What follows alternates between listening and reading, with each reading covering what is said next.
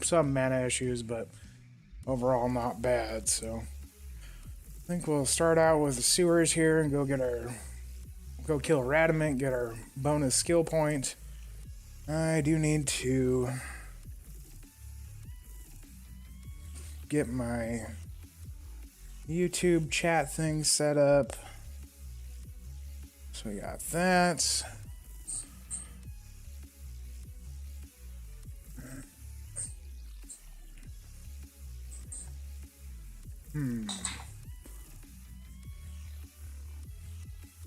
Okay, got that thing set up. Okay.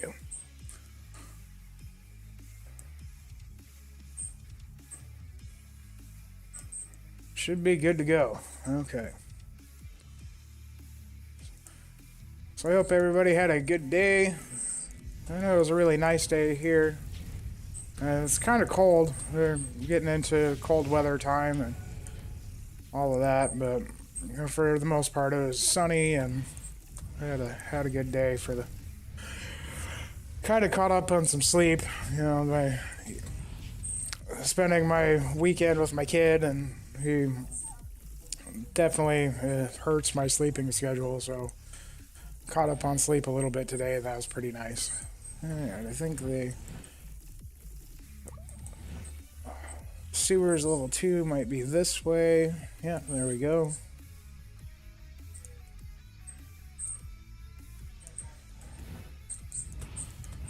The Hydra's working out super well. We did change a few pieces of gear around. I'm using Lidless Wall and Suicide Branch now, which lets me hit the 78% faster cast rate for lightning, and then I'm at the 63 for other spells.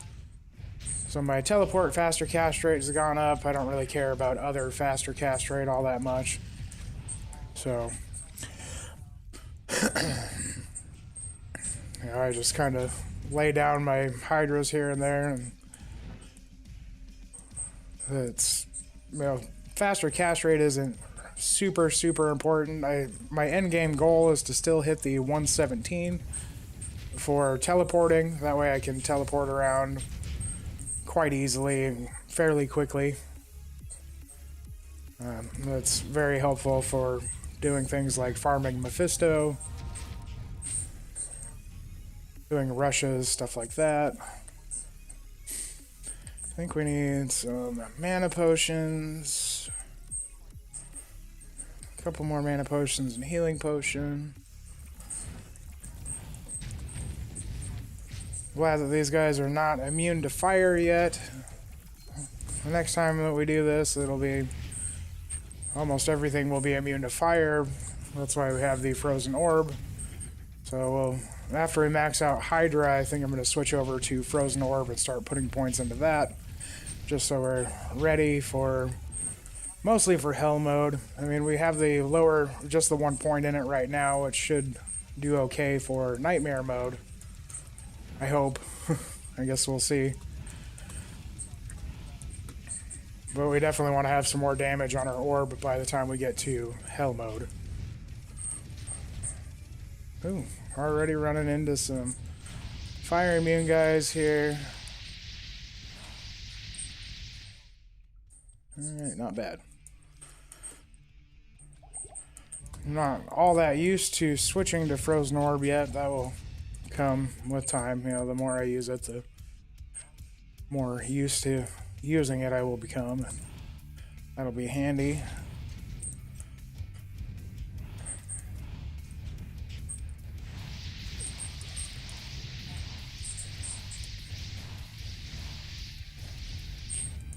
I feel like Frozen Orb casts faster than it does in vanilla.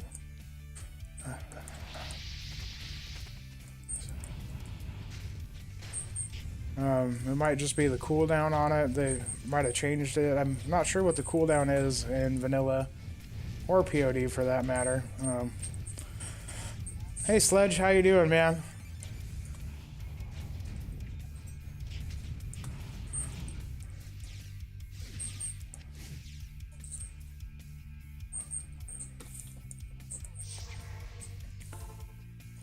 glad to see you stop by the stream again tonight. I appreciate that.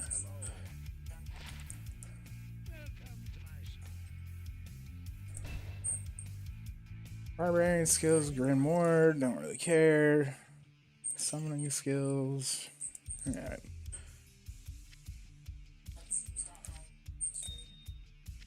Still working on the Hydra Orb Sorc so far. I'm really excited to get her at least through Nightmare mode so I can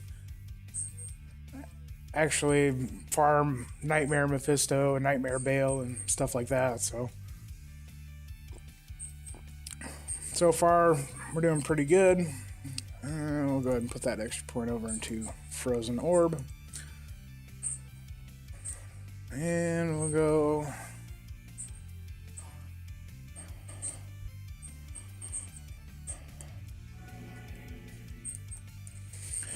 So my goal here is to go almost purely into Hydra.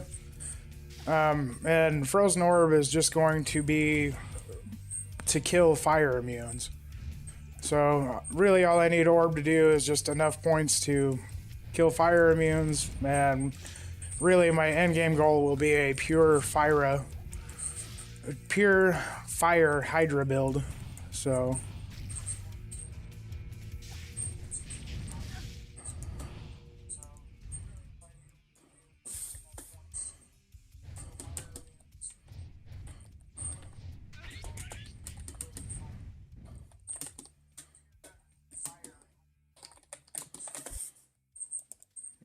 but we're just taking the Frozen Orb right now to, as far as questing through Hell mode goes, just to kill fire immune stuff with, but...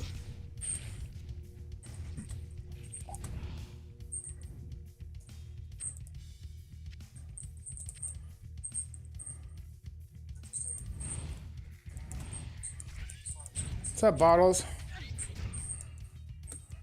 How you doing tonight?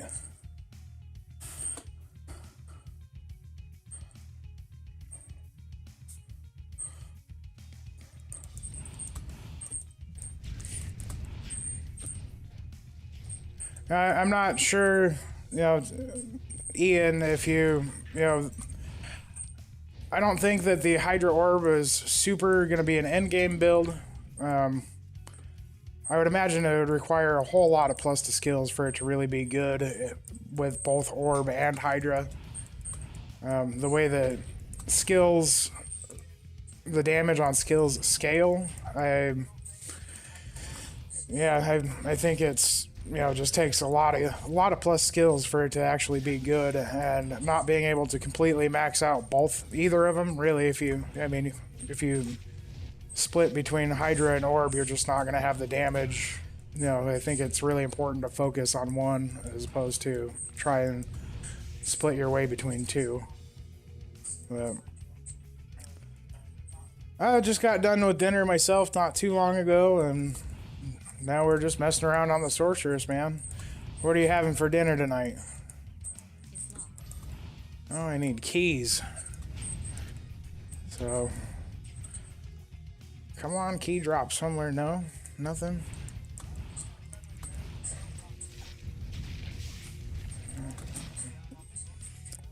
Even with the negative resistances, we're really not doing bad.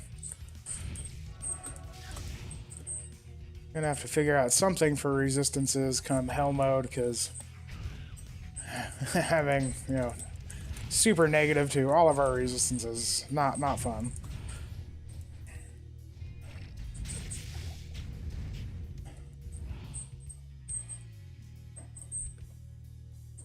That's weird, Sledge. Were you able to see my message in game?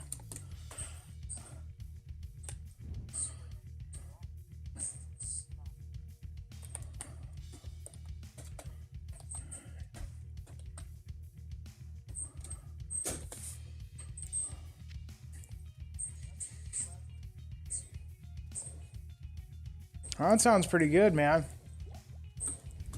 I've got a cast iron Dutch oven. It's a 6-quart cast iron Dutch oven, and I just slow roasted a pork loin with some carrots, onion, and potatoes with it. and it turned out pretty good. It was, you know, very hearty feeling meal and, you know, quite tasty, so I was pretty happy with it. But I love basil, man. Basil is one of my favorite herbs as far as using in cooking.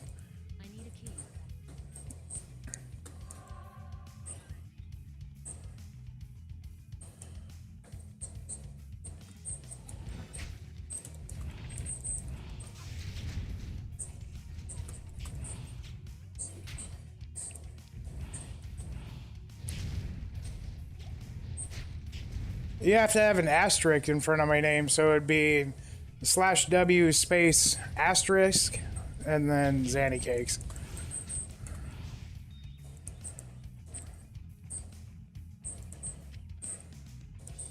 If you type /FA Zanny Cakes without an asterisk, it'll add you to my friend or add me to your friends list.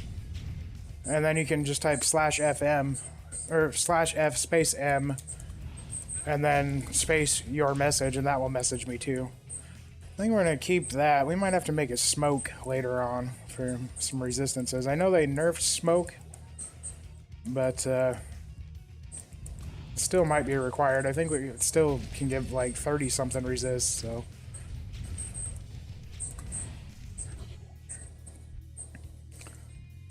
There you go, I got that message, so.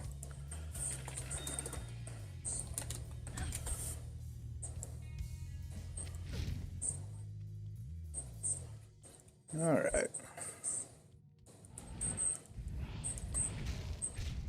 I don't know why we're clearing out the Stony Tomb, I guess just for funsies. There's some pretty good density down here.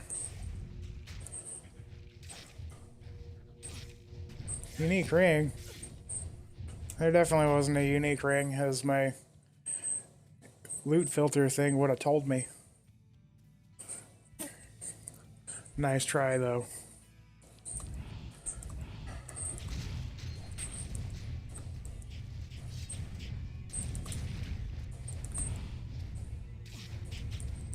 All right, man. Yeah, I'll jump into your game after. Let me at least get the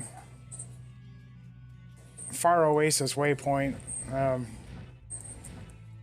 then I'll switch over and hop into your game. That way, I'm not really losing any progress here in Act 2.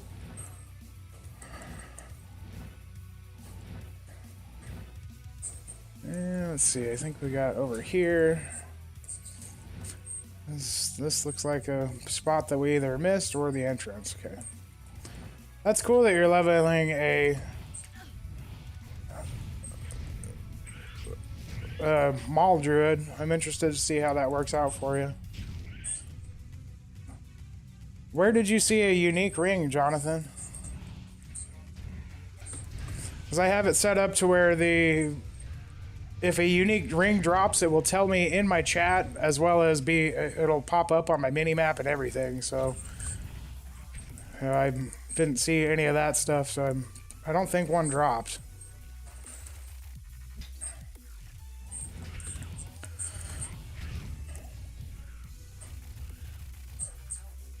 But that's one of the cool things about PD2 is the loot filter. You can actually set it up to where it tells you in messages, and then we'll also put a little icon dot in your on your mini-map itself, so you can see where the item dropped. And unique rings put like a big yellow square on my mini-map, so.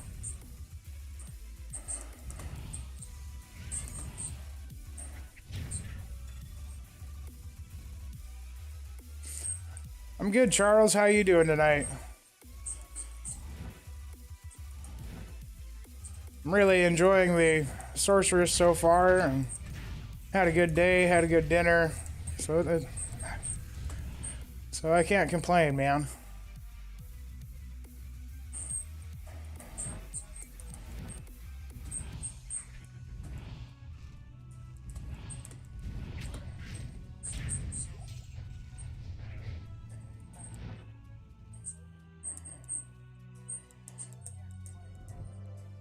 Oh yeah, did you find anything good?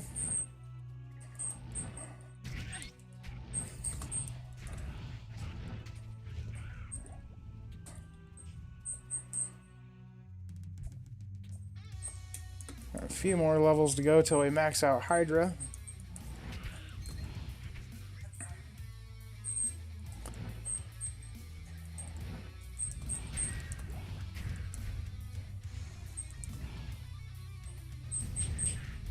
Istrune's never bad.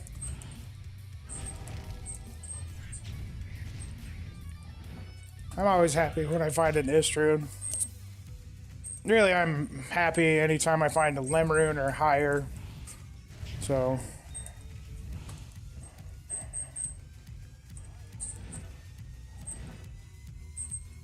oh, I think that's the entrance over here.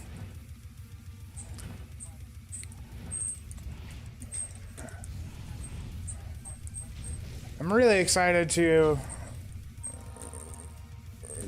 get this chick up to where I can farm Mephisto. Just doing 30 to 45 second Mephisto runs for quite a while is... I'm very excited for that. I love just farming Mephisto. So hopefully we'll start getting some of that endgame gear like Shakos and Arachnid Mesh and all that fun stuff to drop, so...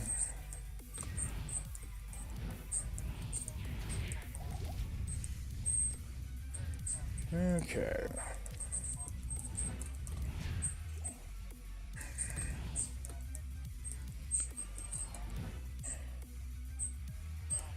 Yeah, yep, that is true. The bosses definitely wreck mercenaries now. I noticed that on my Wind Druid. I did a few Bale runs earlier, and Bale and Diablo runs. Actually, I like to do both Chaos and Worldstone Keep, and yeah, running Diablo, just one lightning hose would kill my mercenary and my bear, and I mean it was pretty rough. So you can definitely feel the change when you're actually fighting the act bosses. So so Sledgehammer, what game are you in? That way I can come help you out, bud.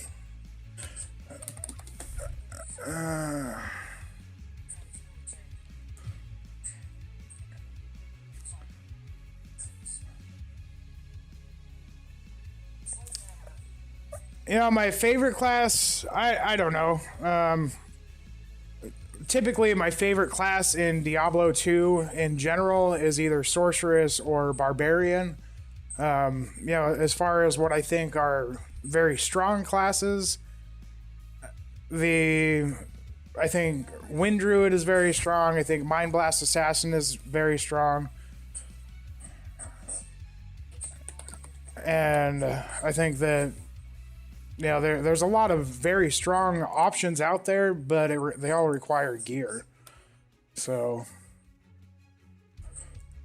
yeah, I feel like things that perform the best with lower gear levels are going to be Summoners, and then I think Wind Druid was pretty good. I did pretty good with only a handful of plus skills there, and then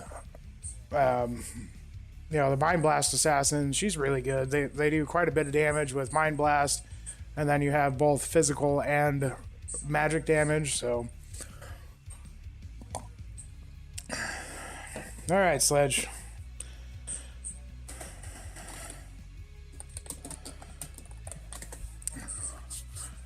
Let's see what you got going on here.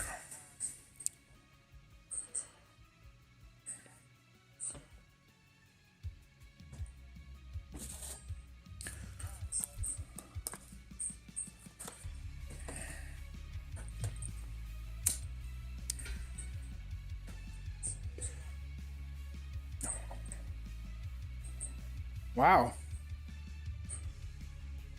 That's actually really good. So 3 open socket slam, and almost perfect enhanced defense roll, very high strength and energy roll.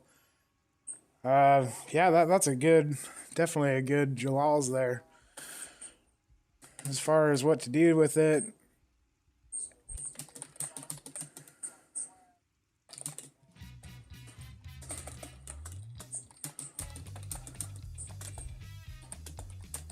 I'm sure that's worth quite a bit, really.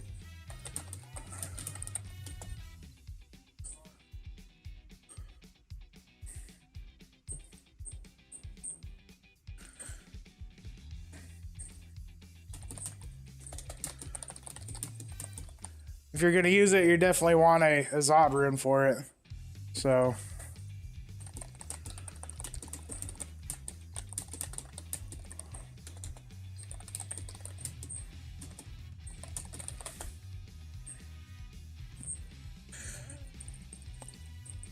But yeah, that's a super good helmet though, for sure. 3 open socket Jalals is good. And no, there's no indestructible jewels. The only way that you can keep it from breaking is put a Zod rune in it, so.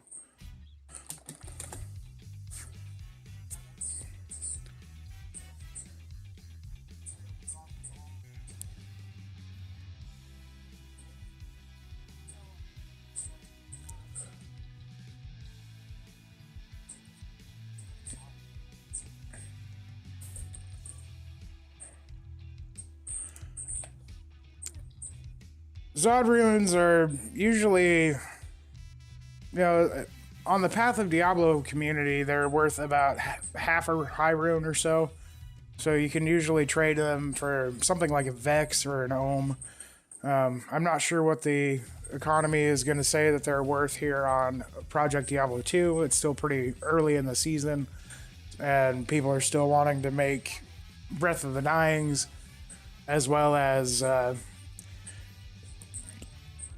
things like that. Now that you can actually slam ethereal items, you know, Zod runes might be worth a little bit more.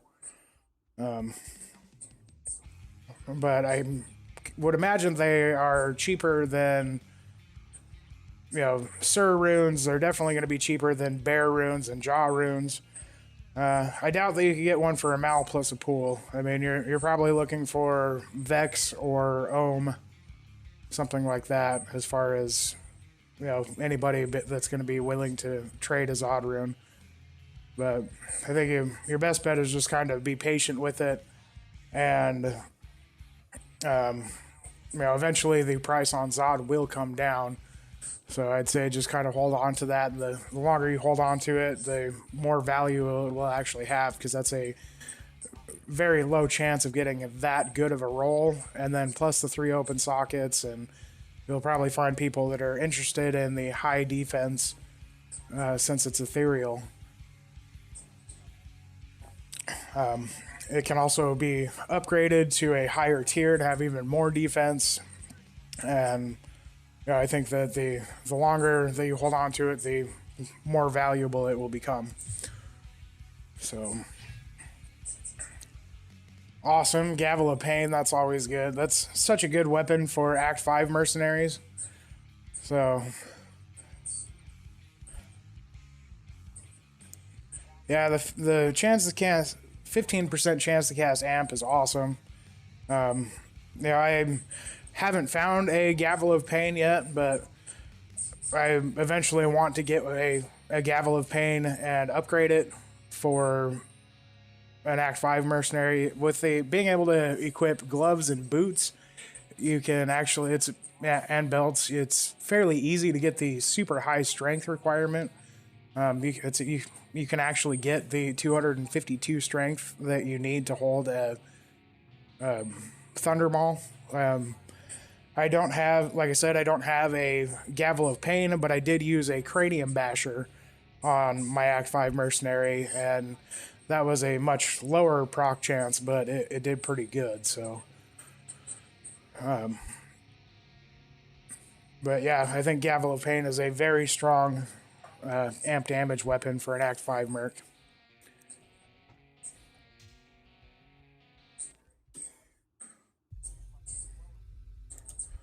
Griswold's Edge. That's pretty good low level sword, really.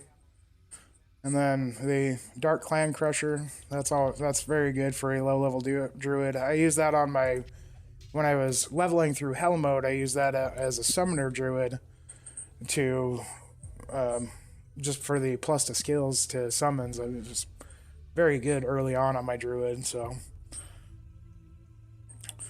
What's up, Jacob? How you doing, man?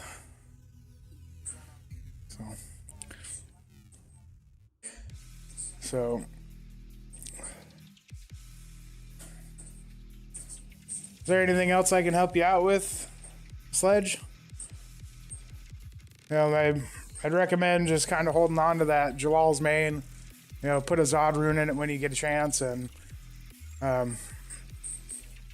yeah. So yeah, definitely we'll have to play together sometime, and I'm interested to run some maps together. I'm talking with some people about getting some in-house mapping going on, and you know, probably meet up like on my Discord server and do maps with some people. So well, I'll definitely let you know once I get things figured out with that.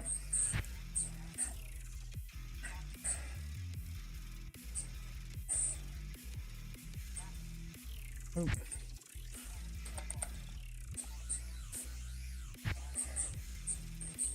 He just ran Uber Trist. Did it drop you a blue large charm instead of a torch?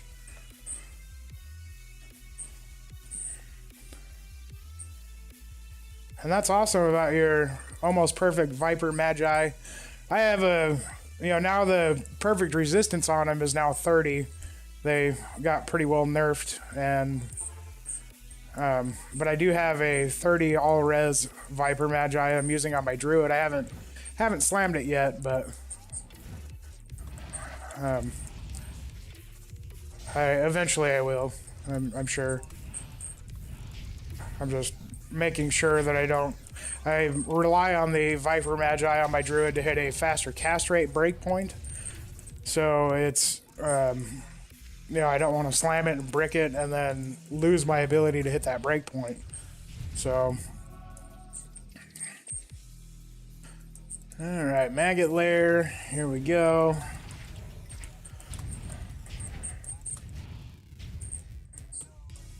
I think I'm going to start putting some points into energy. I really like to, by the time I'm end game, in my 80s or so, I like to have at least 700 mana. So I probably will end up putting points into energy just to have that slightly bigger mana pool. On these Magic Find builds, you don't really have to worry it's not super important to completely min-max them, and my end game goal is I'll probably be running with negative resistances, and but it's pretty easy to avoid taking damage. Your damage output just kind of scales with plus skills, so you can get away with things that like Skulder's Ire, that's you got your plus skills on it, and then a whole bunch of Magic Find. I'm not super concerned about completely min-maxing and having as much possible hit points as I can get and all that, so.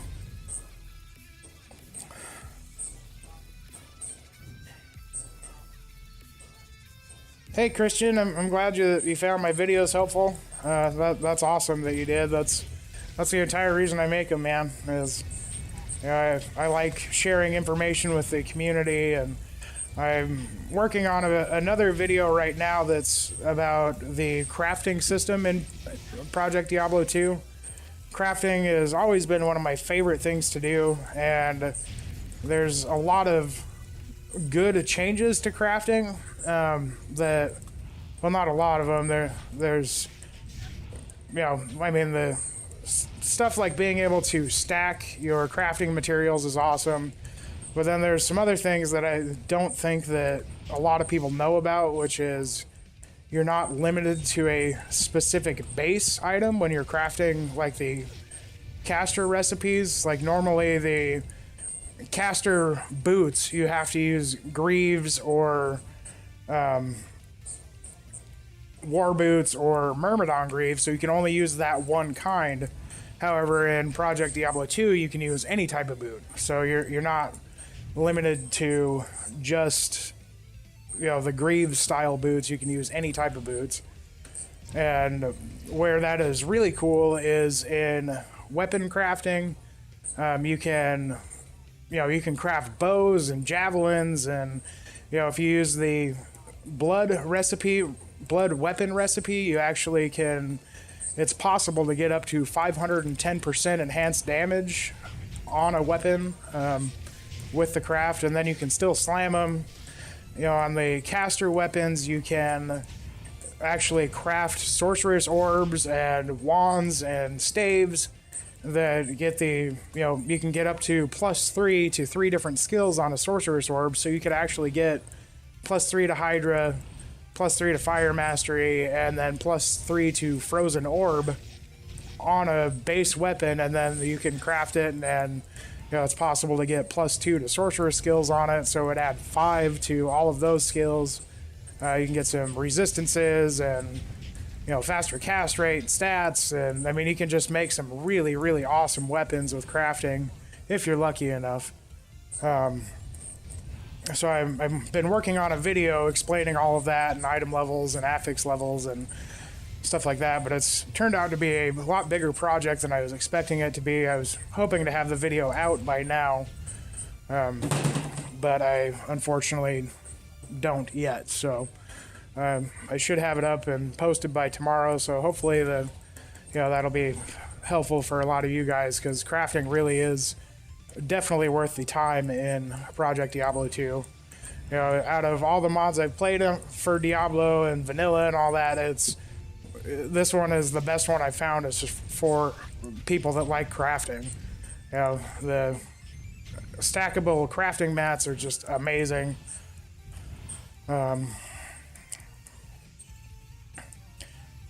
Yes, actually, Sledgehammer, you can build the Plague rune word in a 3-socket orb.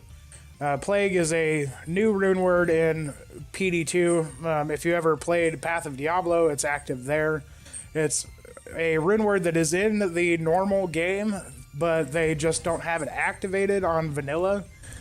So it's made by, you know, it's one that was made by Blizzard and all that. They just never activated it, so you can't actually get it on vanilla Diablo 2. But it's a 3 open socket weapon recipe, and you can make absolutely any weapon, including orbs. So it's really good. The main, if you make it in an orb, it will give you, it can give you up to, I think it might be +2 skills. I know you can get +2 to skills on it.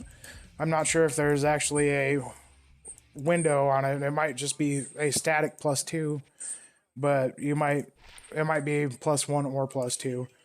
And then it also gives you, oh hey, new amulet. So I found a +2 to lightning skills amulet, which obviously we're using fire, but it was better than nothing because my, you know, plus lightning skills at least gives my teleport less mana cost. So just found a quad res, 50 fire res on that bad boy. So a bunch of resistances, some replenished life, and 1 to Sorc skills. Not bad.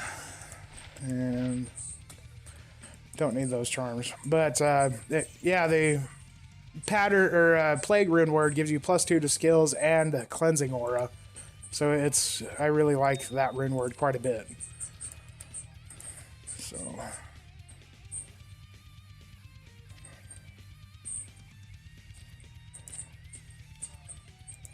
okay.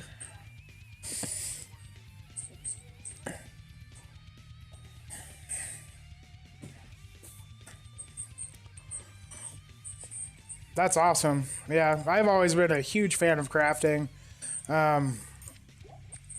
I know that a lot of people don't think it's really worth the time, but you know, and the way that I think about it is, you know, why not? You know, if stuff drops and all that, you got to use all those random junk jewels and gems and stuff like that for something.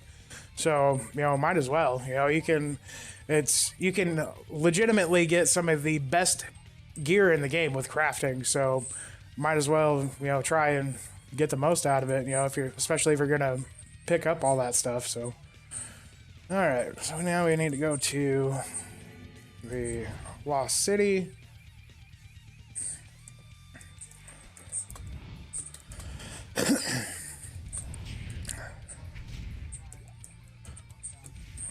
But I do think that, you know, a plague orb can be very, very strong. You know, if you get, again, like +3 to Hydra, +3 to Fire Mastery, and then put Plague in it, you know, it'll end up being +5 to those two skills. And, you know, that +5 to skills is a very big chunk. And then having the Cleanse Aura for being able to get rid of curses and poisons off of you and your mercenary, I think is really good, especially in the tier 1 map where there's a lot of poison damage, and then the tier 3 map there's a lot of curses. So Cleanse Aura, you know, if you have it on you, that's awesome. You know, you don't have to rely on your mercenary staying alive. You know, but even a Act 5 mercenary with a plague, some type of sword or axe or whatever, I think is really good. You know, having an Act 3 mercenary with a plague weapon for that cleanse is very good. But it's also very good for, you know, Sorcs. If you have the right bases, it can be very good for sorceresses and assassins because you can make it in claws.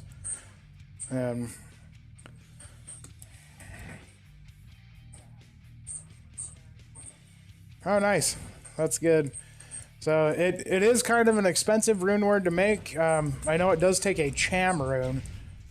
So, you know, that is a pretty high rune to find yourself and can be a little expensive to play for. But I mean, if you have a good base and make Plague, that will last you. I mean, you won't have to ever get a different weapon unless you know, change specs to use something else. But yeah, that's would realistically be one of your best endgame weapons that you can get. So, you know, it can definitely be worth the Cham rune if you are going that route.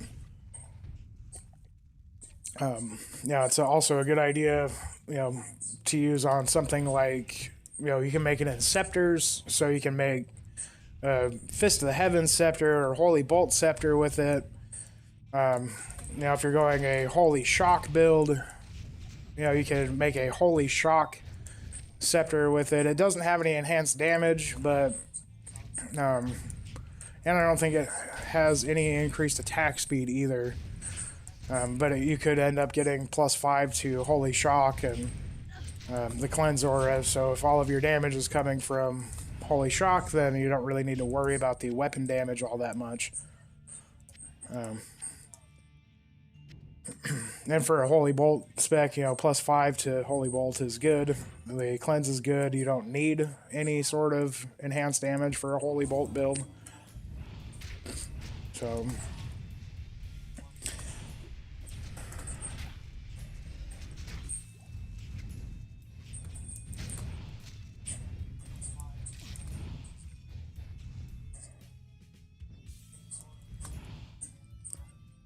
yeah, that's a really good way to think about it, Christian. You know, I do a whole lot of my content solo. I am trying to actually reach out to you guys and get some more group content going on here. Just to, you know, I know that PD2 kind of rewards group play, so they will eventually get their dungeons in. You know, they have the teaser for dungeons on the website, but it's simply not in the game yet. So I think it's really a good idea to try and build up a, you know, group play community, and that way there is people that you can actually play with, and you can, you know, you don't have to worry about them trying to steal stuff and all that. So, yeah, I'm hoping to get you guys involved with that and do some more group content stuff. So, but, you know, doing most of my content solo, you know, I go really at my own pace and I pick up everything, and, you know, I use everything as best as I can. And, so I think it's very good to use all of your stuff that you get as efficiently as possible. So, hey Garrett, how you doing, man?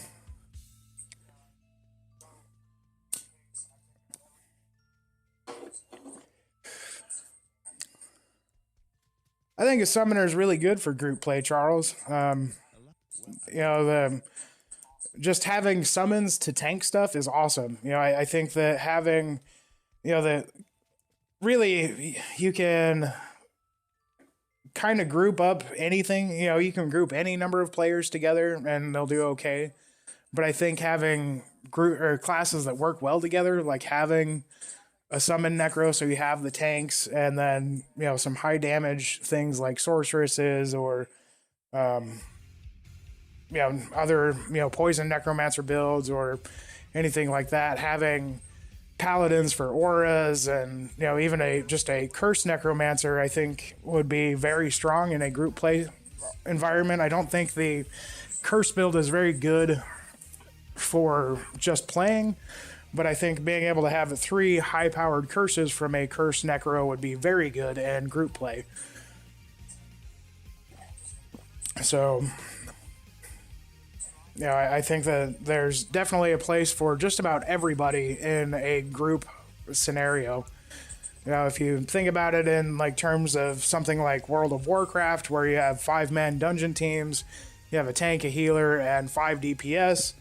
Well, in Diablo 2, you can have 8 teams, and you don't necessarily have to have a tank and a healer, but having different classes just for, you know, to have all of the different buffs and benefits that each class can offer, I think is really a good thing.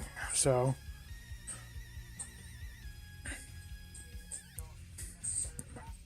old school WoW, you know, I played a lot of old school WoW, pretty much, you know, kind of quit around the time that Mist of Pandaria came out myself.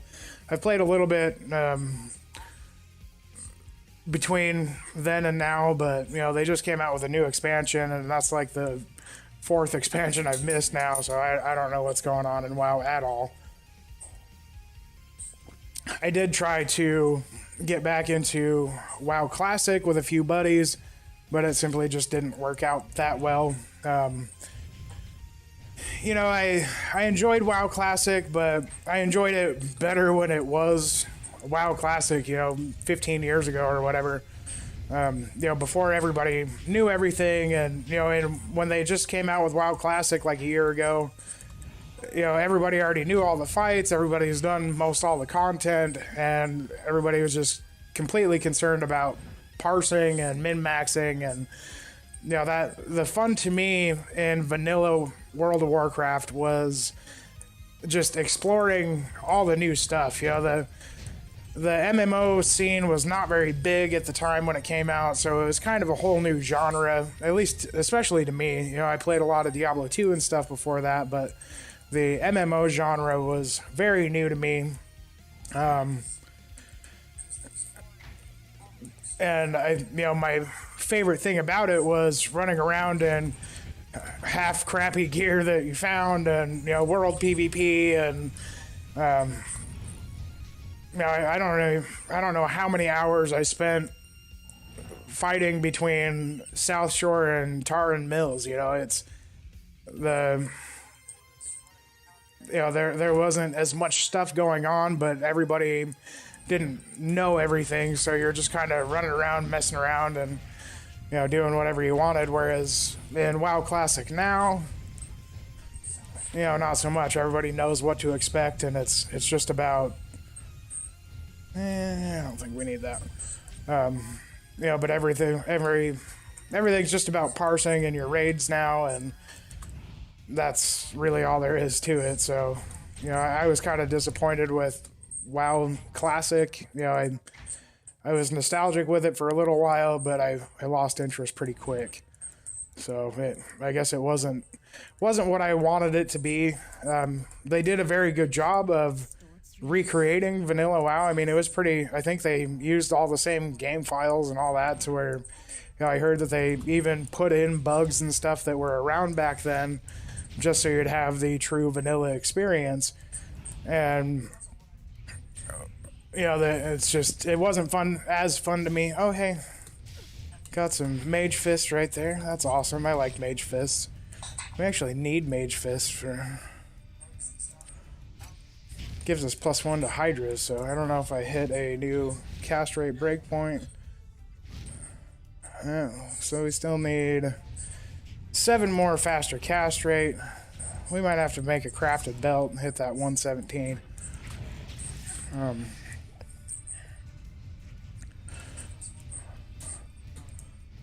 And a ding. All right.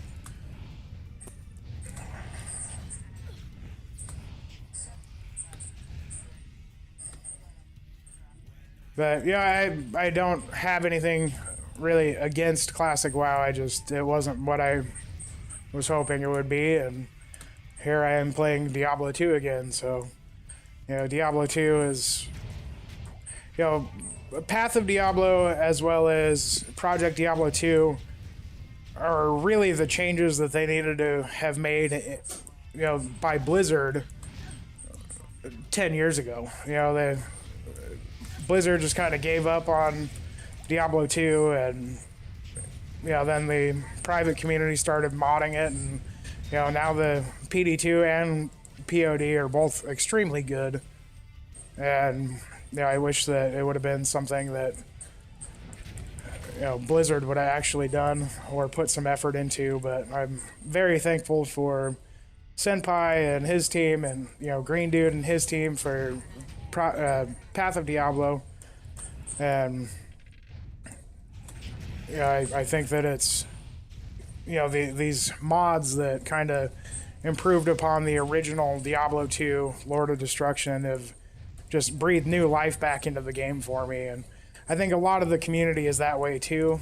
The large percentage of the community is made up of people in their between their late 20s to early 40s, like me. I'm in my mid 30s, and it's a lot of us are people that started playing back in the day 20 years ago when we were in high school, and it's just been such a good game that we just can't quite get away from it. And then you find Project Diablo 2, and it just kind of breathes new life into your love for Diablo 2, and that's what happened with me anyways. I feel like there's a lot of people in the community that have had that similar experience. So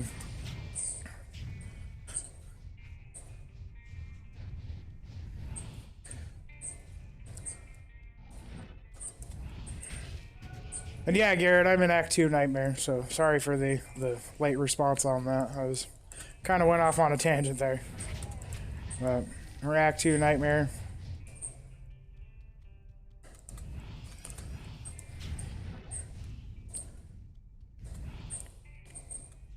And that's, another thing with the Diablo 2.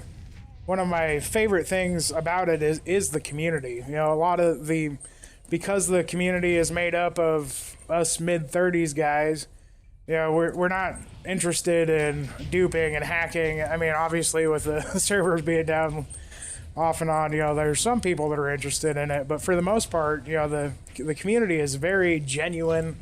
We're just interested in playing the game. That's all we want to do. We just want to play the game, and it's the community itself is very good. One of the best communities out of any game I've ever played, and it's probably because it's not filled with a whole bunch of 16-year-olds that are trying to flex on you and just talking shit the whole time. People are just like, oh, you bricked a whole bunch of stuff? That sucks, man. I feel your pain. Whereas other people, other games you go to, especially any of like the first-person shooter games, if you're not tip-top on the scoreboards, then, they just sit there and talk shit and call you a noob all day, and it's not much fun. Whereas, the Diablo community is much more laid back, and,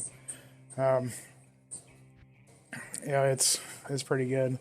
Moonboy, they are going to have player versus player stuff. Like dueling, I mean, you can't PK in like a malicious sense, like on hardcore, you can't just hostile people and go and try and kill them. But there is PvP. You can go to, there's games already active for dueling and stuff like that. So, it's something that I think will get more and more steam as it goes, especially on non-ladder. Since when, the ladder season ends, all your characters will be non-ladder. I think that that's really where PvP is going to become a big thing, because people will be wanting to min-max and do all that fun stuff. So, you know, PvP is definitely a thing for Project Diablo 2, but you know, they're trying to keep it to where you have to agree to it. You know, they don't want people to just be able to run around and kill people. Like, you know, a good game for that is RuneScape, because you can just go kill people and take all their stuff in RuneScape. But so.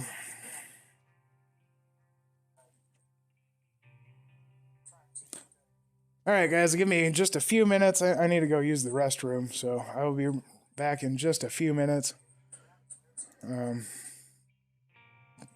Trying to figure out how to use my new pause screen and stuff. So, all right, be right back.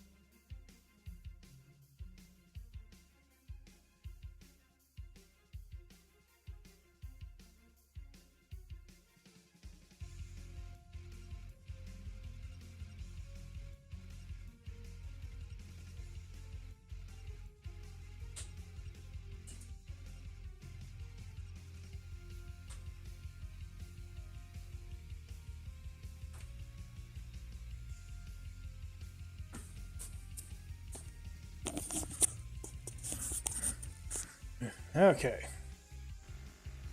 And we're back. Maybe. Yep, there we go. Okay.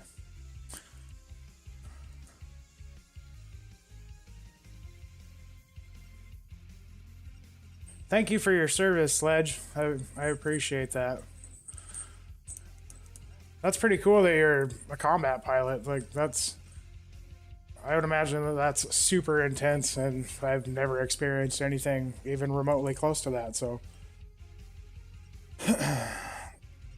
I prefer a pipe, but I'm unfortunately out right now, so I was legit just going to the bathroom.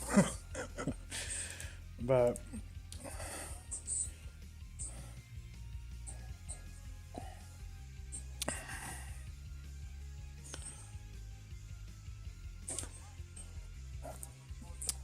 Wesley, I would say that your best bet is probably going to be Project Diablo 2. Project Diablo 2, it's new and has a whole mod team. You know, the entire dev team is very gung-ho about making, or, you know, keeping the game good. They're very on top of fixing things, and, you know, it's really... I think that there's going to be a lot more effort put into PD2 than there will be Path of Diablo going forward. Just because Green Dude has been doing the Path of Diablo thing for, you know, 5 or 6, going on 6 years now. And I feel like, you know, over the last year or so, he's kind of gotten a little bit more complacent. And whereas PD2, I think the entire dev team is really just on top of, you know, making changes and fixing bugs, and, you know, it's only been out for just a couple of weeks now, and, you know, I think that you'll have a lot more, you know, support on PD2 than you will Path of Diablo, so...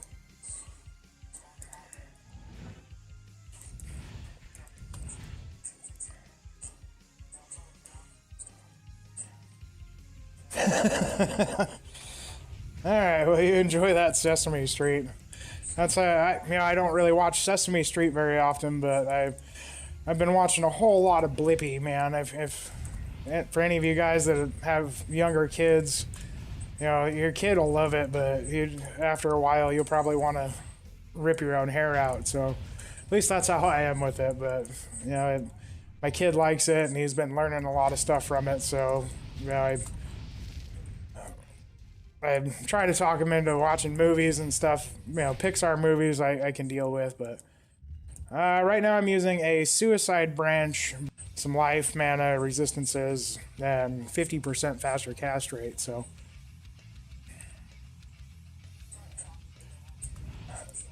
They are working on it, and that's, from what I understand, that's one of their higher priorities with PD2 right now.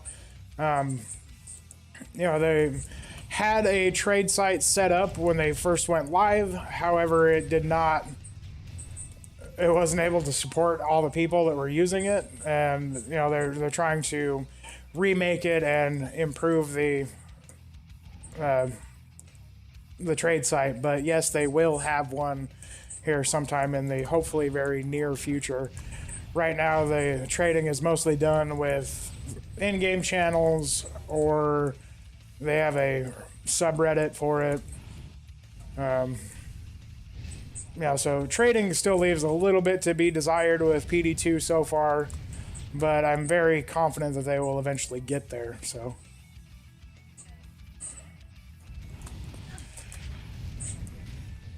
It's okay, Charles. I've got a +2. It's +2 to all sorcerer skills, and then +2 to frozen orb in my stash. So I'm pretty well set up there. And then later on down the line, once I get into my 70s, I've got a couple different +2 Escudas. I have one that's a little bit better for lightning and one that's a little bit better for fire. So hoping that one day I can get a very good fire rolled Escudas with, you know, 3 to skills instead of 2, but that's down the line for anyways. So really what I'm looking for this character is really just fire skill grand charms. That's all, the only thing that I really need on her. You know, I spend most of my non-amethyst and ruby gems re-rolling grand charms. I save the amethysts and the rubies for crafting, but I do spend most all of my perfect gems on re-rolling grand charms trying to get skillers. So hopefully I'll get some sooner or later, but that's really what I'm looking for is fire skiller grand charms.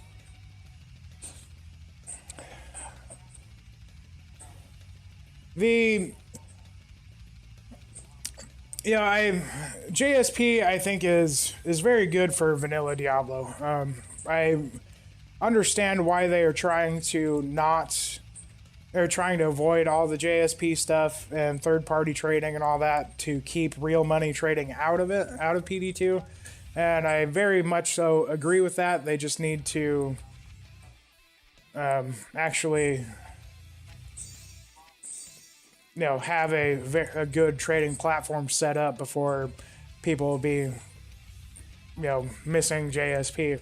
The JSP is I used it myself and it's very good. The max stack size is 50. You can stack anything up to 50. So you can stack 50 flawless gems, and then once you get up to 50, you just start making them into perfects. And the same with runes. You can stack runes up to 50, and then as you go there, then you can start upgrading your runes to higher runes and stuff. So but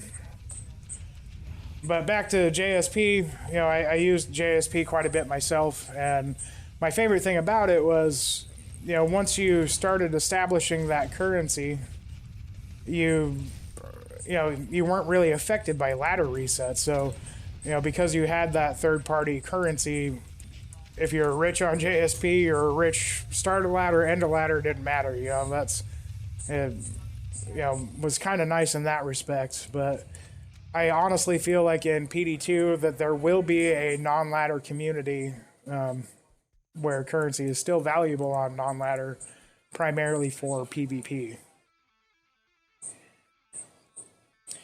You have to have a level 50 for it to be able to roll plus the skills. It has to be an item level 50 Grand Charm. Ideally, you want to be more in the 70s because those Grand Charms can roll higher amounts of life. To be able to roll between 41 to 45 life, you have to have a level 91 Grand Charm. But if the only thing that you're concerned about is just getting plus to skills, it has to be at least level 50. So anything that drops in Great Marsh Nightmare mode or past that, you'll be able to get plus skills on. So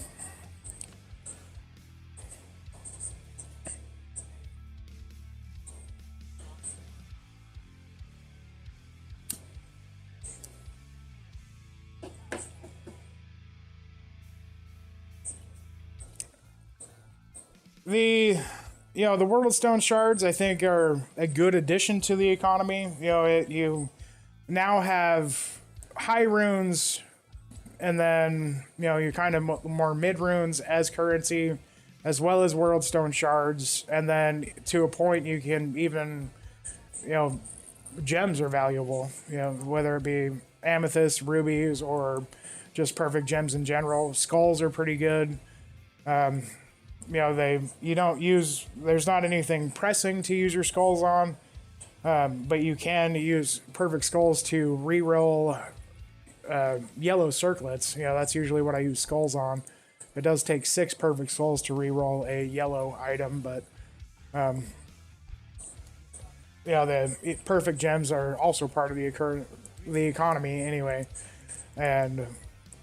but having the World Stone shards as kind of an intermediary between runes and perfect gems, I think, is an excellent addition to the economy.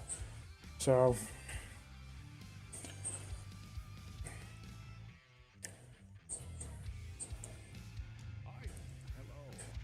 I haven't really done a whole lot of trading on Project Diablo 2. I was much more active in trading on Path of Diablo, and there was definitely a market for both. There it was called Orbs of Corruption, but that was Path of Diablo version of a World Stone Shard was an Orb of Corruption.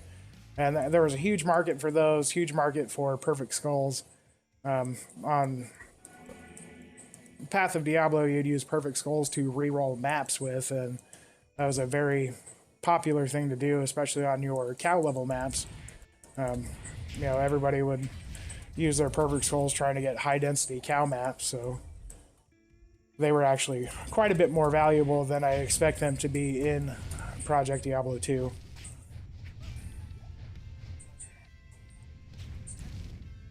I think that World Stone Shards will have their place for more common but still good items. Like I wouldn't ever give anything higher than about a Hell Rune for a Wizard Spike, for example. It's a good item, especially if you don't have anything better that adds plus to skills and stuff. It's got a lot of resistance, there's a lot of faster cast rate, gives you a huge mana pool, and it's a very good item, but it's just not valuable because it doesn't have plus to skills. And I would definitely trade a World Stone Shard or two for a Wizard Spike, but I wouldn't give anything higher than would maybe go up to like a Loom Rune, but definitely not anything like a Pool or Rune or higher than that. I wouldn't trade those for a Wizard Spike. So I feel like the World Stone Shards have their place in the economy, and they'll become more prevalent as time goes on. You can actually slam maps in PD2. If you guys don't know, you can actually use your World Stone Shards on your maps.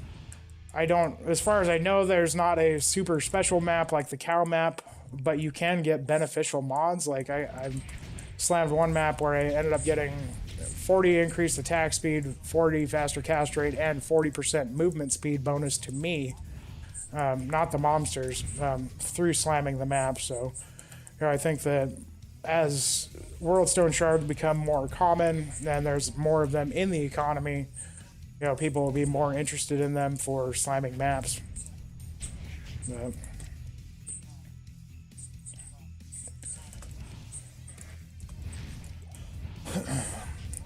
But I don't think that, as of right now, today, I don't think that, the economy is in a very good spot, just because it's very hard to use the Reddit, and, it's just, once they get a good website built for trading, I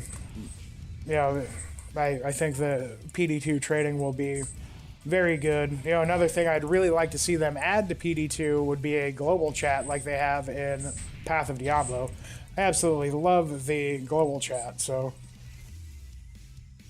yeah, you can slam your maps in Path of Diablo as well, and there you have a chance of getting a special map called the Pleasant Pastures, which is like a ridiculously huge cow level. It's like the size of all of Act 4, but it's just a cow level with ridiculous amounts of cows in it, like super huge density. And that's what everybody's trying to get, is the Pleasant Pastures maps on Path of Diablo.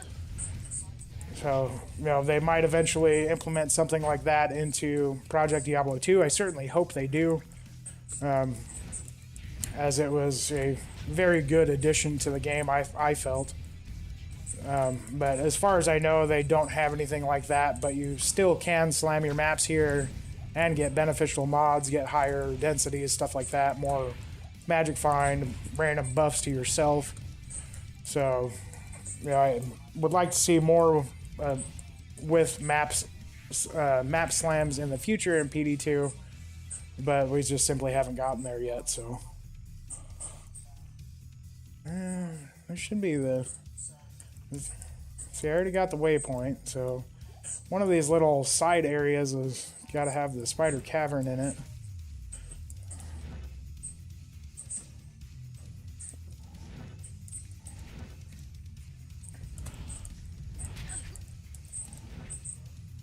Maybe it's over here, so.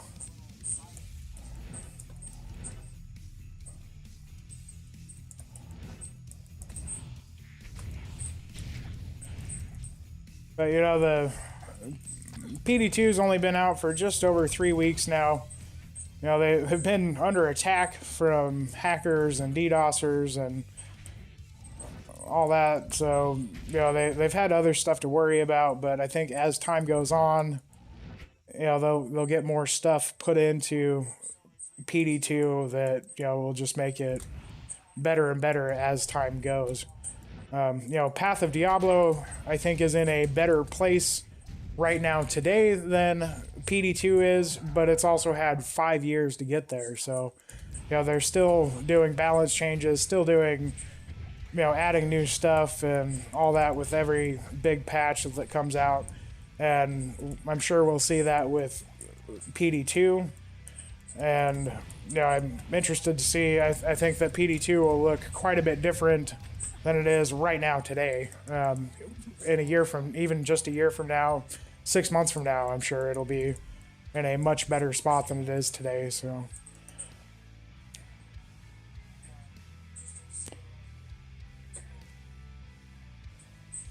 hey, I'm glad you got your loot filter and pluggy installed. You know, I really love loot filters in general. You know, I got used to them in Path of Diablo, and then coming to PD2 where you actually get the mini-map notifications and chat notifications. I think that they're even better. I'm excited to see what the community comes up with over time. You know, I think that a lot of the loot filters right now are fairly basic, but you know, you'll have people like Cryzard that, you know, that's who I'm using right now is Cryzard's loot filter. And, you know, I used his loot filter a lot in Path of Diablo. So I'm sure that as time goes on, he'll, you know, a lot of the loot filter guys will make some awesome loot filters. And, you know, they're already got some very good ones up. Like I said, I use Cryzard's and it's very solid. I've added quite a few stuff to it personally that doesn't come in his basic loot filter, but I would imagine that they will figure out that a lot of those items are worth showing. You know, right now it's kind of based on what's good in Path of Diablo, and there's a lot of stuff in PD2 that is really good that's not very good in Path of Diablo. So, and then Pluggy is just amazing. You know, I don't think I'll ever play single player again without Pluggy. So I think that it's awesome that PD2 actually supports using Pluggy. And it's pretty fantastic, really. So,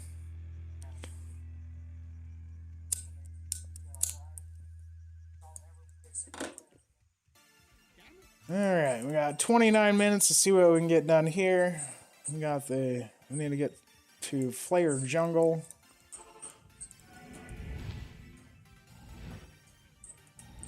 Hopefully we can make it all the way to Travancore.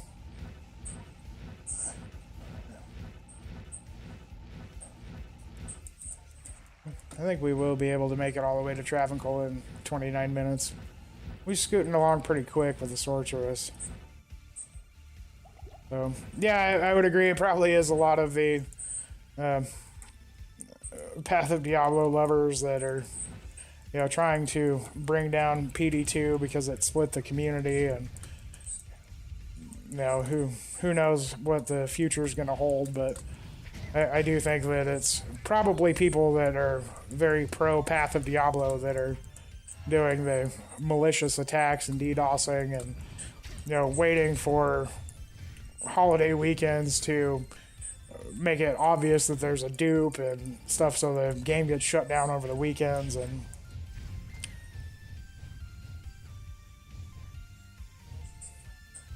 oh, that's awesome that you found a Zod rune. I haven't really found many high runes yet. I found 2 Sur runes and 2 Vex runes so far in Project Diablo 2. So finding a Zod rune, that's pretty awesome. You know, I think that Zod runes will have a lot more use in PD2 than they will in Path of Diablo. You know, since you can slam ethereal items, I think there will be a lot more use for Zods other than just, you know, the people wanting to make Breath of the Dying. So, That's pretty awesome that you found Zobrun, and I'm very excited to farm Stony Tombs on this chick in Hell mode. You know, they're...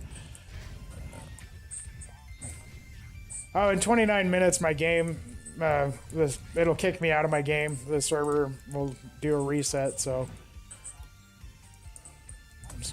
I mean, I technically could go make a new game right now if I wanted to, but it feels more exciting trying to play Beat the Clock, so...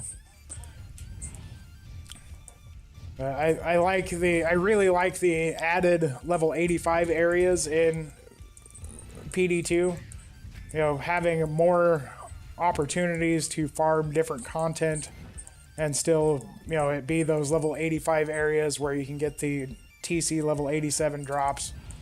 I think is excellent. I also think that they have a ways to go for the maps to really be good. I feel like there's not a lot of I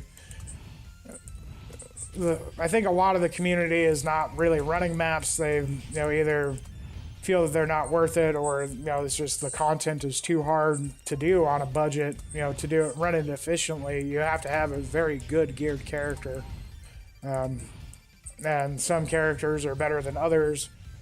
So, yeah, I think that, you know, they need to change a few things in maps, and I'm sure that they will over time. But, you know, having those level 85 areas added in, you know, kind of make up for maps being underwhelming at the moment. You know, I really like maps, you know, and as they add more, I think it'll get better and better, and they'll, you know, refine the mapping system as time goes on to make mapping more appealing to, you know, the end game community. So,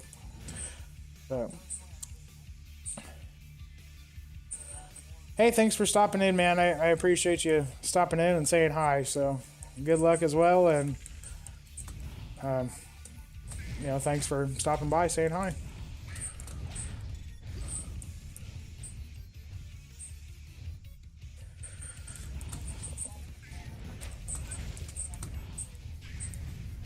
So what about you guys? Have any of you guys gotten big into mapping at all? You know, that's about the only thing I really do on my Wind Druid anymore, is I just run maps on him. He does do very well at Chaos and Bale runs, but I really do like maps, and I think they're worth it if you can clear them quickly. But what do you guys think? Do you like maps or no?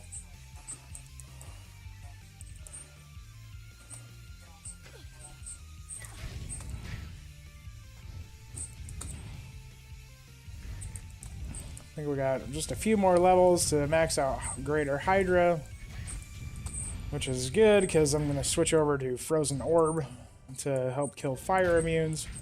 We're going to start seeing a lot more fire immunes now that we're getting closer to Act 4 Nightmare.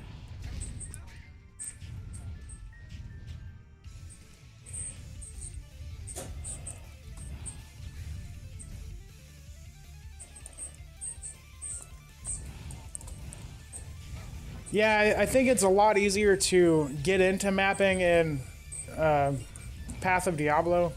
You know, the Icy Caverns, like one of the first maps that you can really get on Path of Diablo, is very easy for a lot of different classes. And it's a lot easier to get into mapping on budget gear. I think that Path of Diablo is, you know, much better for, it's much more low to mid gear friendly than PD2 is. I feel like they will eventually kind of smooth things out, but right now you kind of have to have, you know, end game gear and a full inventory worth of charms to really see what your character is capable of. You know, if you just have a handful of plus skills, it's pretty underwhelming and can get frustrating really quick. You know, the damage just is not there unless you have the good gear to support it. So but yeah, I think a lot of, you know, I'm seeing a lot of you guys saying that maps are, you know, you just haven't really gotten into them yet, and I feel like the majority of the community is that way. You know, my druid isn't completely geared out yet. I still have several things I'm looking for on him. You know, still need a couple more elemental skillers and plus the skill rings and arachnid mesh, and I'd like to get, you know, it won't really do anything for my damage output, but I'd like to get a Shaco on him as opposed to using Jalal's. You know, still he's got quite a ways to go as far as getting his gear completely optimized, but he's doing well, or at least well enough in maps to where I enjoy running them on him. So yeah, Fire Assassin was one of my, or the hybrid BOI Flame Trap Assassin was one of my favorite characters on Path of Diablo. If you're interested in seeing what they look like more endgame, if you haven't got the full endgame yet, I have a video where I ran like a 1650 density Ruined Citadel on my Fire Trapper with no problems whatsoever. I mean, Ruined Citadel is just a joke on a Fire Trap Assassin and POD. There's no fire immunes in that map, so it's very good to farm. That was my, hands down, my favorite map, but she did really pretty good at everything, having the Blades of Ice to kill fire immunes with, so.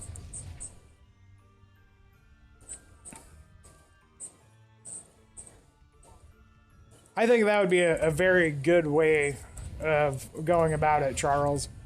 You know, if they added, like, at least, you know, if they made what is a tier 1 map now, you know, a tier 3 map, and made some, you know, tier 1s actually a lot easier, and then having something, you know, two difficulty levels less than what they have now to start off with, I think would be a very good place to start. But I think that a lot of the balance changes that they need to make getting into maps easier will come with, you know, balancing how your damage scales with plus the skills. You know, you can have a fully synergized and fully maxed out character, you know, level in the mid 80s or whatever with fully synergized skills, and then I mean, you will literally double your damage going from +5 to skills to +10 to skills. You know, the plus skills is absolute king in this game, and you know, so it's a character that's fully synergized, feels very weak until you have like +15 to skills, but then once you have +15 to skills, then you just absolutely stomp stuff. So oh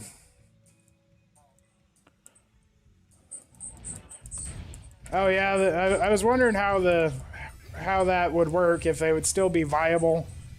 You know, I don't know what kind of gear setup you have on your summoner druid, but if you have completely tip-top gear, and you know, if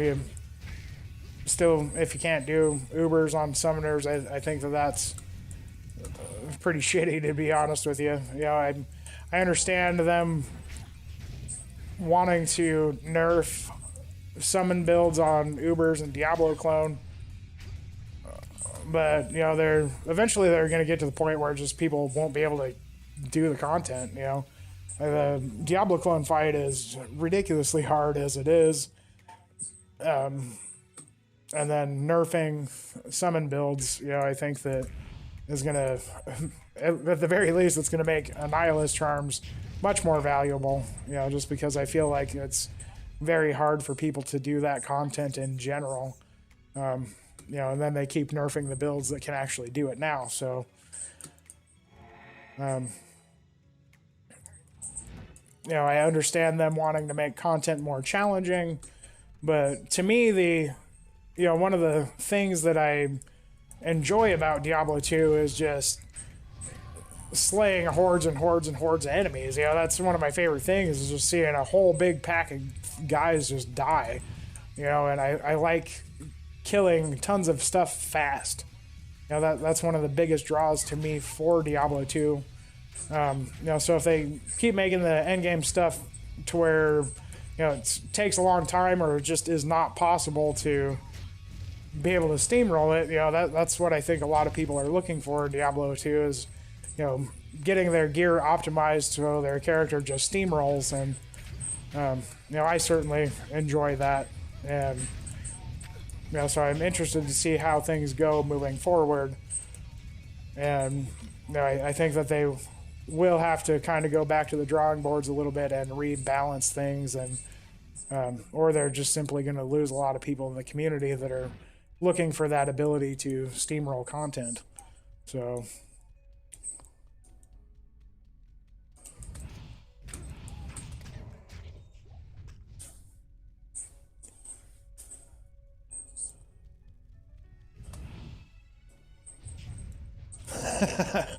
that's a good question.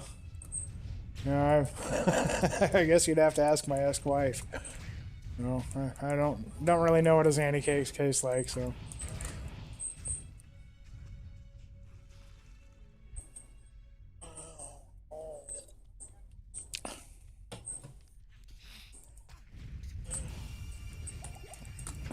As far as the normal game content goes, I don't think that there's anything that's too hard for in the normal game content. What did I draw? Oh, broadsword. In maps, the map bosses are ridiculously hard. I feel like if you're under geared, they can be impossible to kill. Ubers, I think, is very doable on a lot of different builds. Even more so, I think there's more viable builds that can do Ubers, Uber Tristram anyways, than there are in vanilla Diablo 2. But I think that the Diablo clone fight is just completely not doable for a lot of different builds. And, the ones that it can do that fight, I think, they just keep nerfing those. And, I think that it's going to get to the point where very few people can actually do the Diablo clone fight. But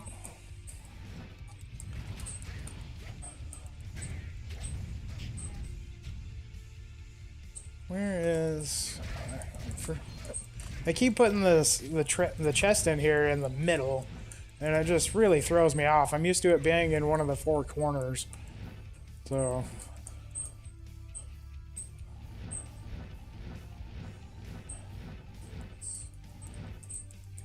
But a lot of people ask me if I get the name Xanny Cakes from Xanax, the pharmaceutical drug.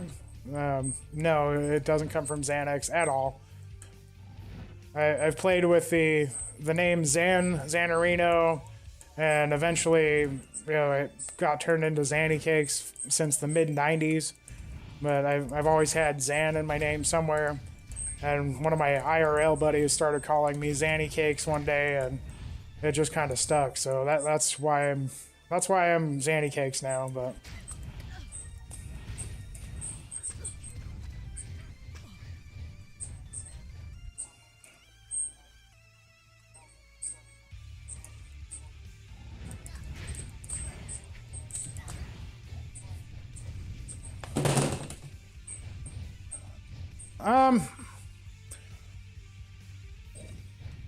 Brett, I don't know if I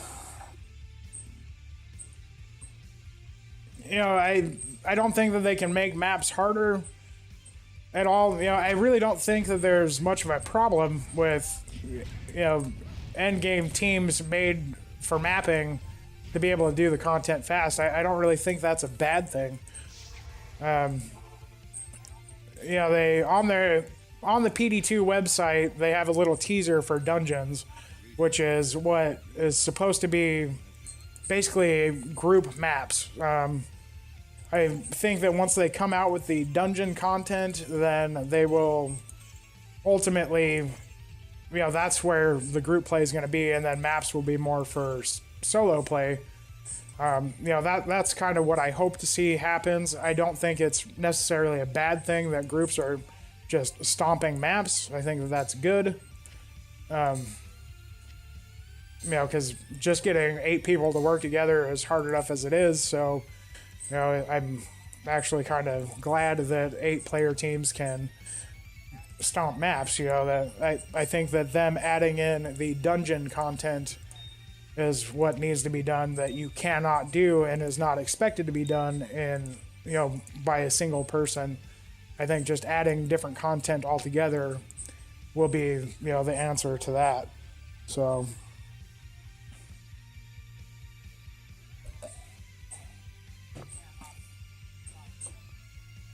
that's awesome that you got your Zod rune, man. I'm happy for you. So now you can use that really awesome, nearly perfect ethereal Jalals with 3 sockets in it. So congrats on that, getting the Zod rune from somebody. That's really cool. Alright, so we got...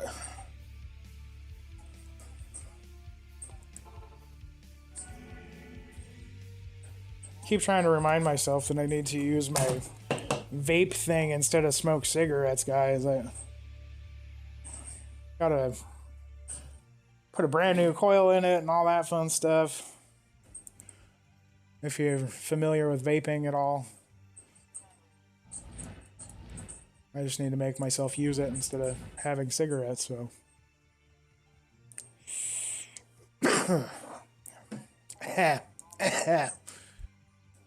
Smooth like pudding. I don't know what it is, but after I smoke a cigarette and then go back to the vape, the vape just feels so harsh and makes me cough the first couple of times. But then, you know, after a few of them, then you can, you know, guess I could have just taken my town portal back. But then after, you know, hitting the vape for a little bit, then it feels really smooth and I don't cough at all with it. So you can get those big, huge, like milk in space type clouds.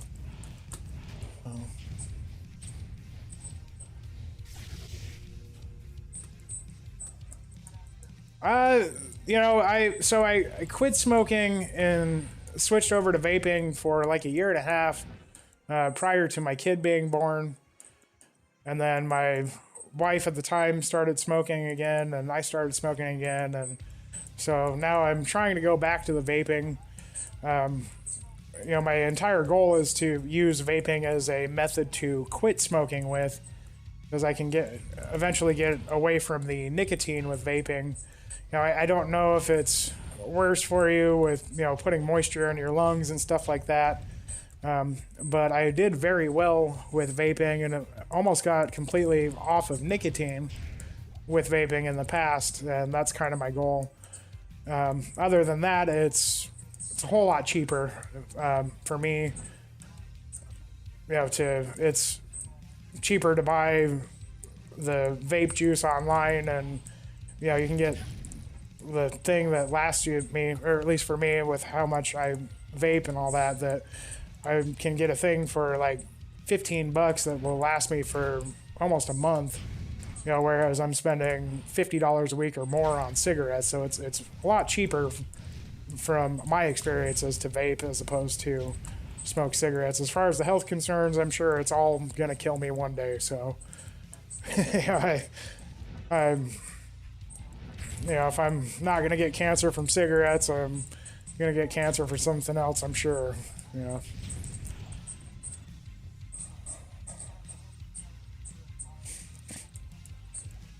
That was my problem before, was when I first started vaping.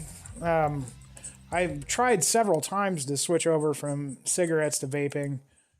It wasn't until I actually went online and found some very high nicotine content vape juice stuff that I was able to switch over for good. You know, I was using, you know, most of the vape stores and stuff, they sell like 6 milligram nicotine stuff because, you know, it tastes better. You know, the higher the nicotine content, the more harsh it is. The nicotine in a vape almost, to me, it's almost like it's spicy. Like the higher nicotine content vape stuff is, you know, it almost feels like it's, well, spicy. So, you know, a lot of the vape stores and stuff only sell like the 6 milligram thing just because it tastes better. Whereas me, I want it for nicotine, man. I've been a 2-pack a day guy for, you know, go 15 years or so, and that whole 6 milligram thing just doesn't do it for me. So, you know, I've got some 24 milligram nicotine vape fluid juice, whatever it's called, that just is straight menthol flavored. And you know, that's the easiest way I found to be able to switch over to make it more familiar to me smoking, you know, my menthol 100 cigarettes. So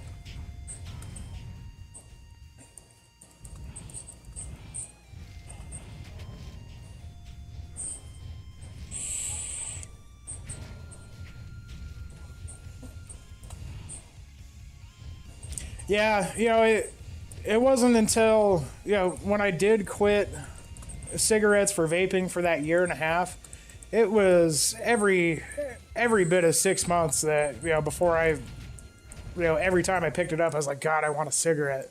This, you know, this stupid fucking thing. You know, it took me before, you know, and then after like 6 months, I started, you know, stepping down my nicotine levels and stuff like that. I was like, man, this whatever flavor, this cinnamon toast crunch flavor stuff is actually really good. I can't believe I ever smoked before. And one thing that I really actually liked about vaping over cigarettes is I got my sense of taste and my sense of smell back. You know, your smoking cigarettes will kill your taste buds and your sense of smell and all that. And, you know, it's after a while I ended up having, you know, less cravings for cigarettes, and being able to breathe again was very nice. You know, I really like that part. And congrats, Randy. That's awesome. You know, I'm trying to get there myself, and really all I need to do is I just gotta stop buying cigarettes. You know, I've got all the stuff to vape, and if I don't have cigarettes, then I'll vape. And you know, that's really what I got to do, is just stop buying cigarettes. But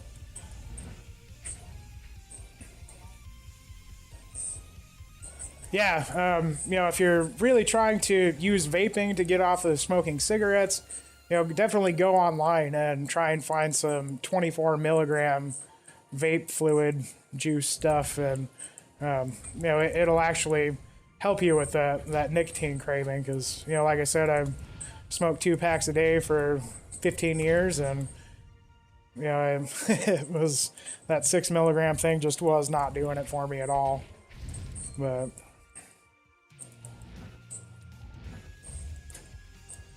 and they have just, you know, regular tobacco flavored ones if you smoke non-menthols, and they have just regular menthol flavored ones if you smoke menthols. And that'll, at least for me, that made it much easier for me to actually switch from cigarettes to vape. You know, I eventually got over the fact that the thing weighs 15 pounds and I can't just sit there and, you know, hold it between my fingers and do other stuff at the same time. But you know, eventually it became more habitual for me to want to vape than it was have a cigarette. So you know, I'm definitely a big fan of vaping to quit smoking. And I, like I said, I don't know if it's better for you or not, but at the very least it's cheaper, and I was much more successful with that than I've ever been with something like nicotine gum or patches or any of that. So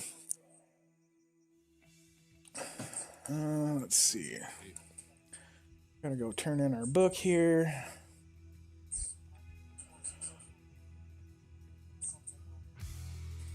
Alcor, give me stats. Thanks, buddy.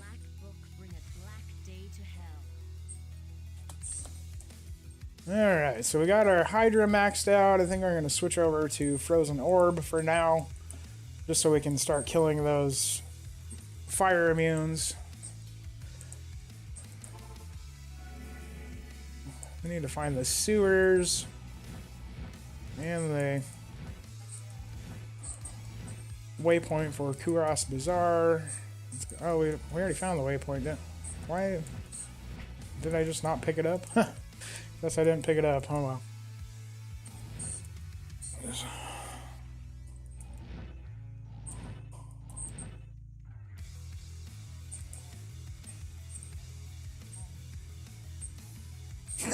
Yeah.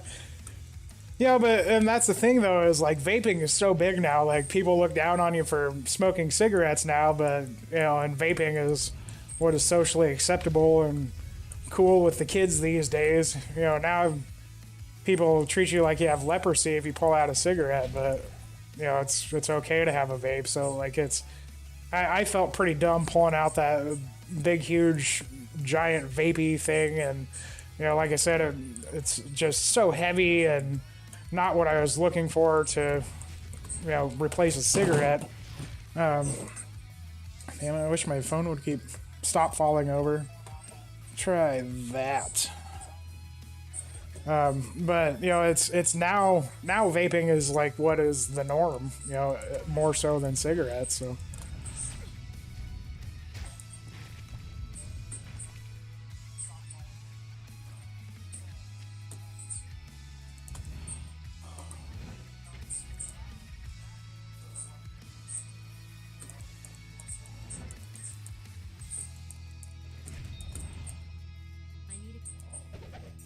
oh, there's some keys. All right. Now we got some keys. I need to be better about... I've been playing a lot of my Mind Blast Assassin lately, and she doesn't need keys. So I keep forgetting to buy them. Alright.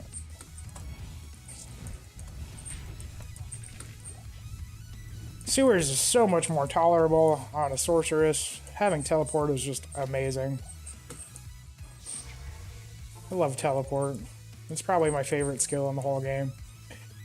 Even with it being nerfed in PD2, even the teleport style abilities I really like. The gust on the druid is pretty solid, especially if you can get it down to a reasonable cooldown. I really think that gust is actually better than teleport if you get the cooldown low enough. The teleport is good just because there's no cooldown on it, and it eventually becomes almost free with enough points, so you can teleport forever and ever.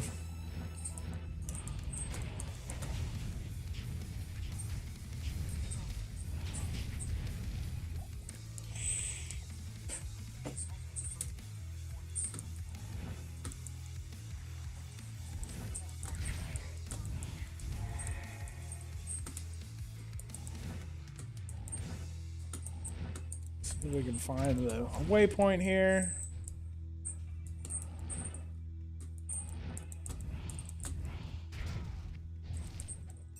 Go kill council. I think the council that's outside in Travancore, I think half of them are, well, I don't know if they are in nightmare mode or not, but I think half of them are fire immune and half of them are lightning immune, but I don't know if they have immunities in nightmare mode yet or not. Oh, the game is going to kick me out here, so. Yeah, I really didn't like Path of Diablo teleport. I mean, I eventually figured out that if you keep your total mana pool to around 600 to 700, it's tolerable. You can, with enough plus to skills, especially lightning skills, you can get it down to where it's only going to cost you 12 mana, even with a 700 mana pool. But it very much so punished Energy Shield. I've never been a big fan of Energy Shield to begin with, outside of specific PvP builds in vanilla. And the Path of Diablo Energy Shield, I feel, is very bad.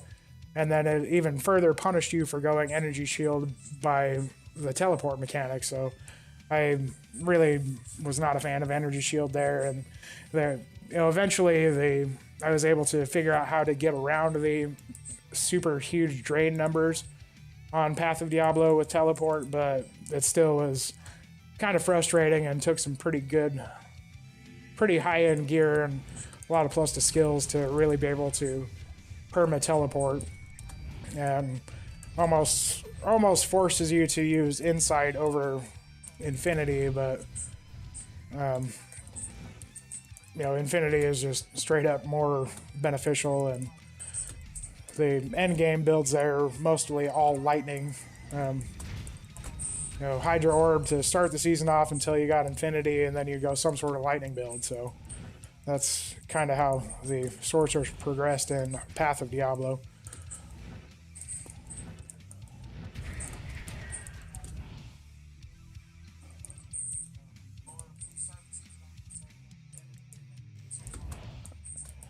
Your best bet to put... So, Shale Runes would be okay for faster hit recovery. You don't need increased attack speed. If you're in bear or wolf form, increased attack speed, you only benefit from it being on your weapon. So you won't benefit at all from increased attack speed on gloves or from things socketed into stuff, you know, 15 IAS jewels or anything like that. So faster hit recovery with the Shale Runes would be pretty good. Using runes or all resistance jewels would be good. You can put topazes in there for some magic find, or just flat enhanced damage jewels like you know, 35% enhanced damage or higher would be very good. I would not recommend putting enhanced damage with max damage jewels in there, as it's kind of bugged. If you use the enhanced damage with either min or max damage on non-weapon items, that's the same way in vanilla Diablo 2, same way in Path of Diablo. I think that just nobody has fixed it, so I'd imagine it's still the same way in PD2. So your best bet would either be Shale Runes for faster hit recovery or just straight up enhanced damage jewels. I think just the flat enhanced damage jewels will probably be your most useful option.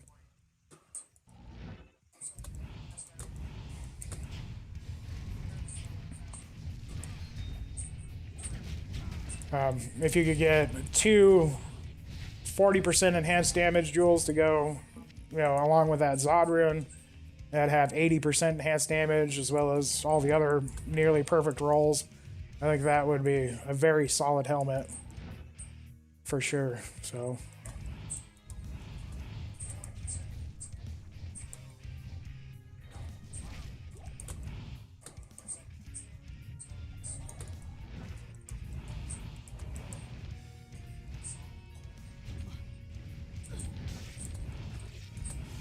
hey, we got a set ring.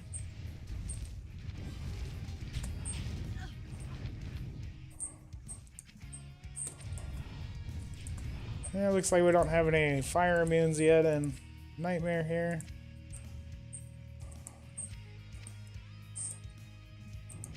Get our flail.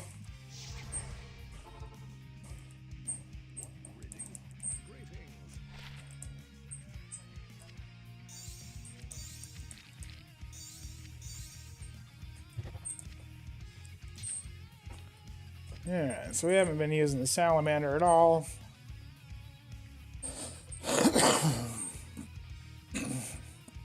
Yeah, you don't want 15 IAS jewels on a shape-shifting druid.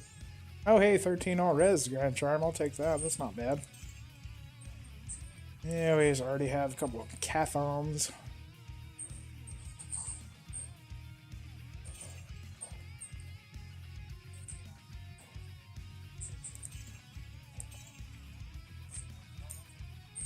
Yeah, I guess I didn't need to vendor all those charms, but oh well, we'll replace them sooner or later.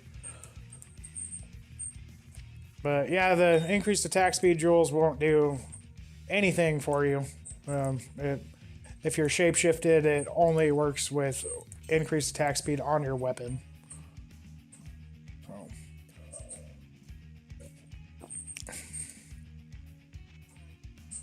Okay. We'll go find Mephisto.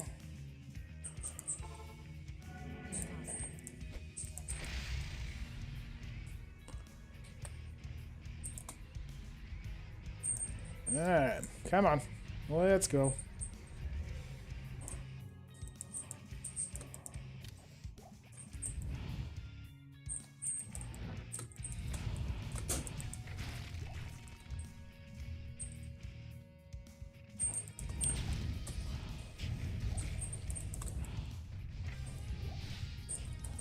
Another good option for your helmet would be using runes or all resistance jewels, especially if you're going to be running things like Ubers. You know, having those over-capped resistances are very handy. You ultimately want to have 125 extra lightning resist for running Ubers, and then you want overstack your fire resist by 50% to run Diablo Clone. So having those extra resistances are very handy. If you're just looking for straight damage output, then you want to go with the enhanced damage jewels.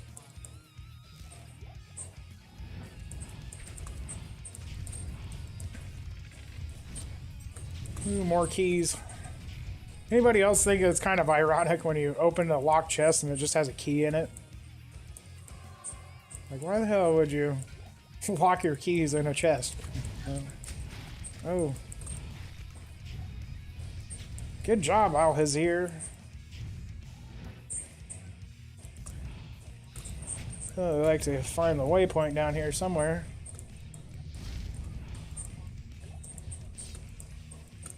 There's so many chests and stuff to open down here, and it's just ridiculous.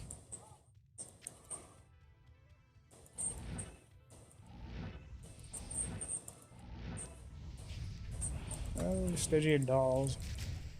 I do really like the delayed death damage on Stygian dolls. That makes makes me much less paranoid down here. And I think for what I'm just doing, straight up Mephisto runs, teleporting. You know, in the past, I've had my mercenary one-shot a Stygian doll, especially on Path of Diablo, where he did splash damage, because he would just one-shot a whole pack of them. They'd all blow up on me, and I'd die while I was teleporting. And I think that having the delayed death damage in PD2 will really help that out a lot.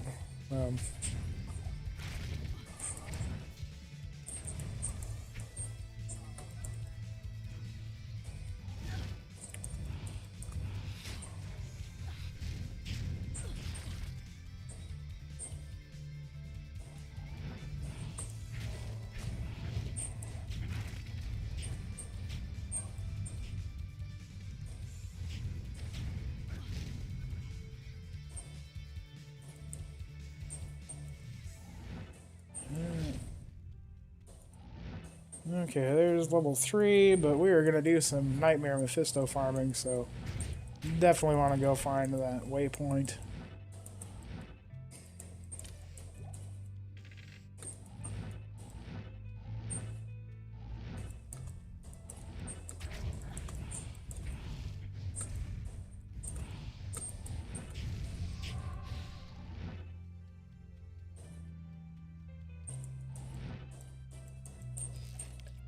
Oh, hey, Flawless Skull and a Dual Rune out of there. What's like putting a WinRAR EXE in a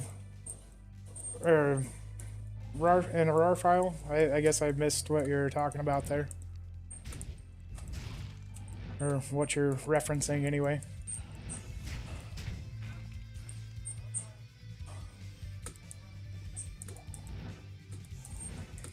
Man, this place is huge. I didn't think it was so big on Nightmare mode.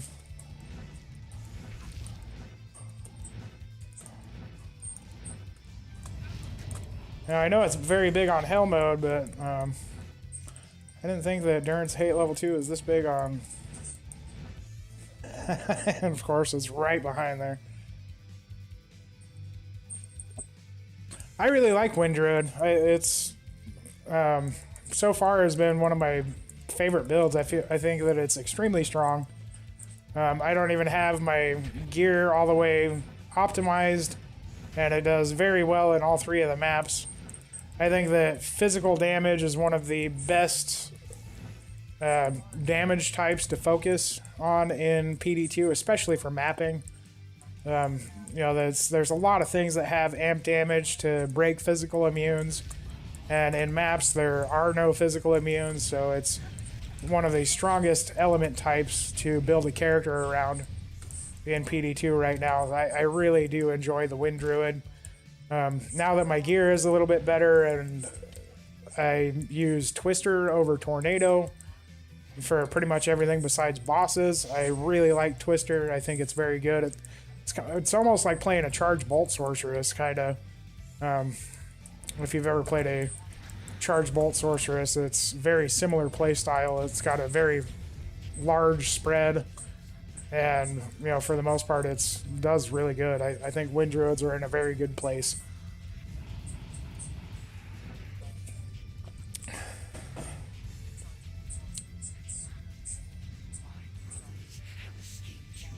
Oh, yeah. Yeah, that is a good point. So.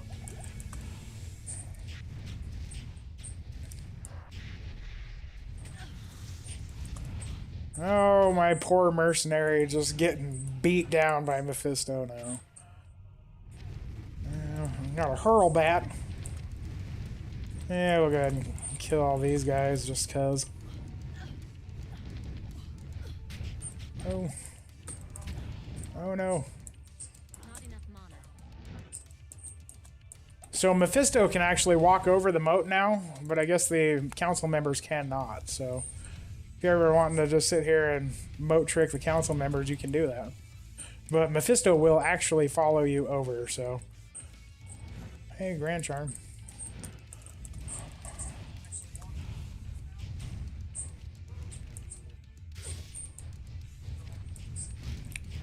Man, I don't know what song this is that's playing, but it just sounds epic. Like, it sounds like something from, like, Dragon Force or something like that.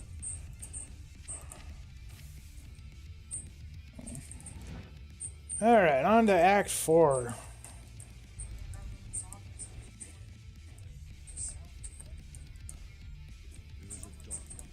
Dark and Tortured Soul. You know, with all the archangels and stuff that you see in Diablo 3, I'm surprised that I don't think there was any mention of Iswal. I could be mistaken, or just not paid too much attention to the lore, but I'm surprised that Iswal is not in any of the books or in Diablo 3 at all.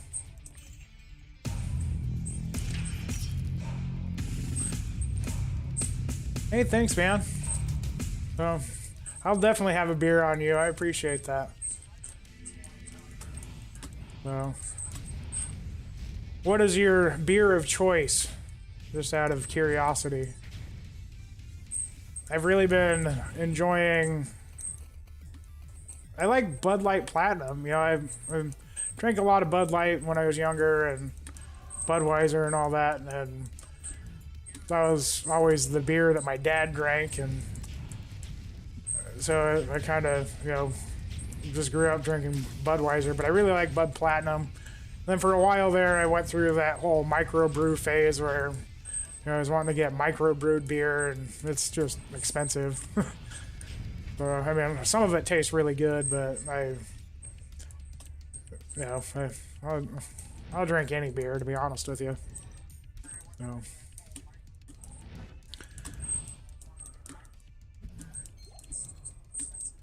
Went through a phase where all I wanted to drink was scotch, but that's also really expensive. That's when I was working in the oil field, actually making a lot of money and could afford to drink scotch. Now it's just, you know, I don't like cheap scotch, and I can't afford good scotch, so, well, good job, man. Forget that we gotta actually cast out frozen orbs now, so.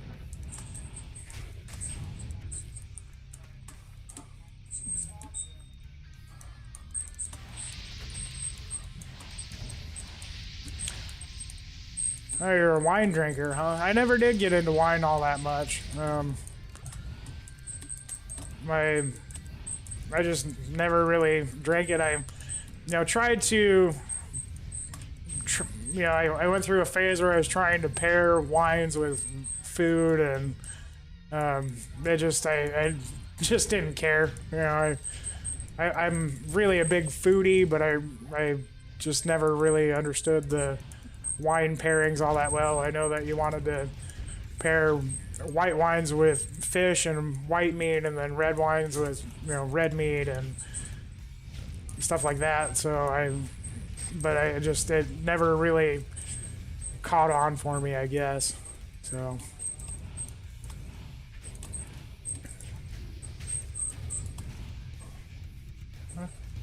And old Alizier is just taking care of those fire immunes to where I don't even have to switch over. So good job, Alizier. I'm glad that you're at least doing something now, because you sure didn't show up to that Mephisto fight very well, bud.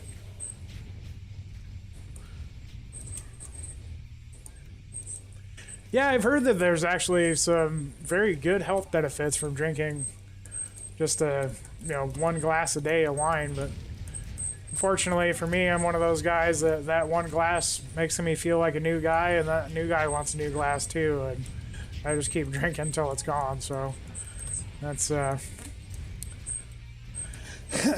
never really been an option for me to just stick with one glass a day. But maybe now that I'm getting a little older, I would be more inclined to sticking to one glass a day, but who knows. I'm personally a big fan of marijuana. I think that marijuana is not as bad as everybody makes it out to seem, and I think that I would much prefer smoking weed at the end of my day to kind of relax and hang out and chill over have a couple drinks. And I've certainly never gotten high and gotten in a bar fight and woke up with a broken cheek and chipped tooth, and I certainly have done that with drinking. So as of right now where I live, marijuana is not, it's legalized for medical use, but it's not legal for recreational use. I think that eventually the entire United States is going to legalize it for recreational. But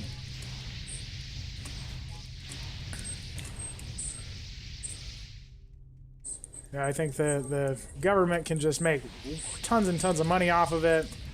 And I think that it's, I can't believe that it's not legal everywhere already with how successful Washington State and all that has been. I think that it'll be legal all across the United States here sooner or later.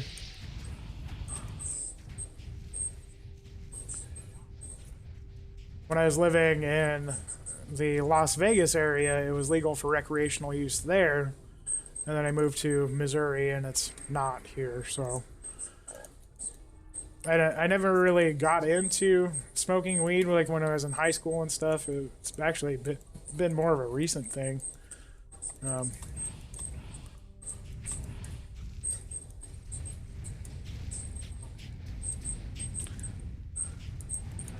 Yeah, legal up in Canada. That's pretty awesome. It was when I was working in the oil field, I worked for a Canadian-based company, and they would do random drug tests on all of the USA employees, but they would send Canadians down. A lot of our field supervisors and stuff, and just supervisors in general, were Canadian because they've been doing it for a long time, and the whole USA team was mostly just new guys, so we had a lot of Canadian supervisors, and they could do random drug tests for weed on the American guys, but they could not do random drug tests on any of the Canadian guys. I thought that was pretty interesting.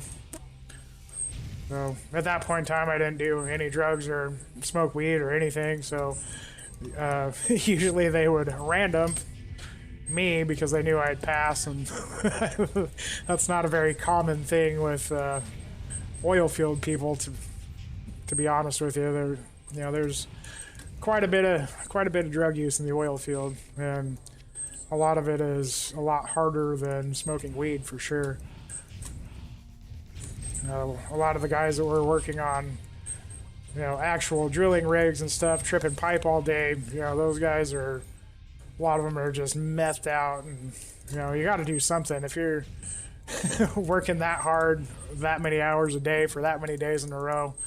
I understand where they came from, but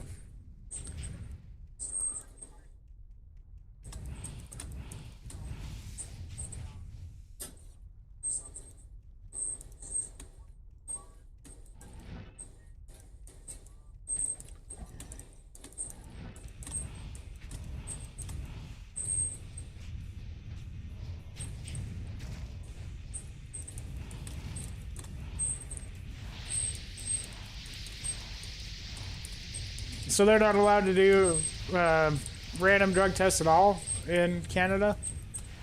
That's pretty cool.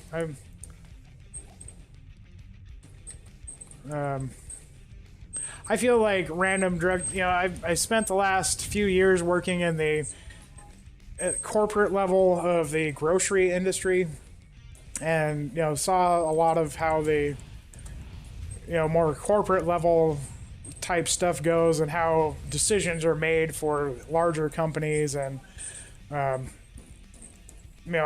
feel like random drug tests are just a way for them to get rid of people that they don't have a legitimate excuse to get rid of, that they suspect are doing some sort of something that they shouldn't be. I don't think that the use of random drug tests simply for it being random drug test is as random as they say it is. I know it certainly didn't seem to be the case in the company that I worked for. They do what they could to say it was random, but I'm pretty sure that the entire HR resources department or human resources department just picked who they wanted to try and fire and would random those guys. So I feel like in the corporate world there's a lot of greed and dishonesty and corruption and stuff like that I certainly don't miss about being in that industry at all. I ended up losing my job with the whole COVID thing. That's the reason that they gave anyways. It was the company that I was working for was actually kind of failing, and they completely fired their entire corporate staff, and then hired a whole bunch of new people. I was one of those new people.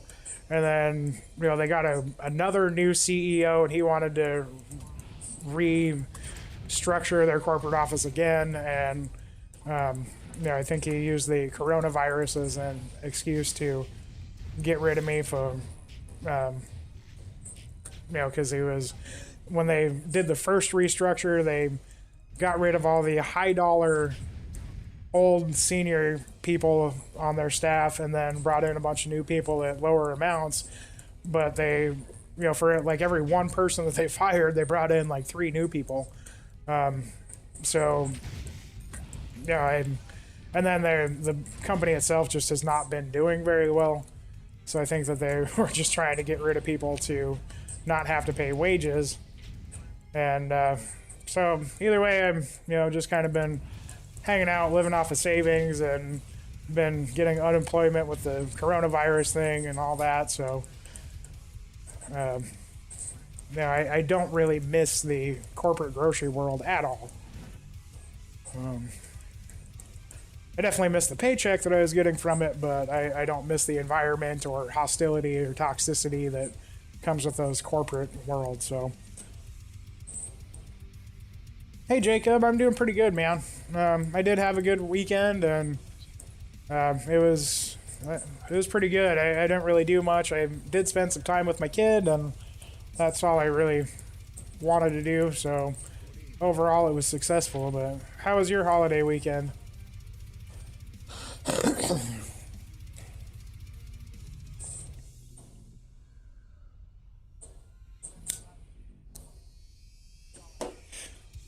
It can be whatever you want it to be. I made the mistake of letting my kid see it. I named him Billy, Little Billy, and my kid saw it and just freaked out about it. And it was at the point where Billy was sad. He had little tears in his eyes and stuff because I didn't have at the point in time that he saw it. I had just put it on there, and it was in sad mode because I didn't have anybody that followed or donated or whatever. And so now every time my kid sees my computer, he wants to see sad Billy. And so yeah, I don't know what it is. You can call it a cat, you can call it a lizard, a dragon.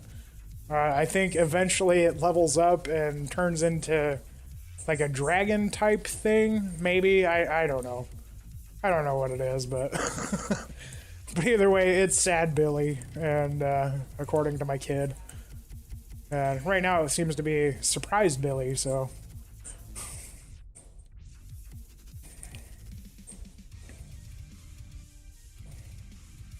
Why'd you go with the ham instead of the turkey? You're just not a big fan of the ham, or not a fan of turkey? But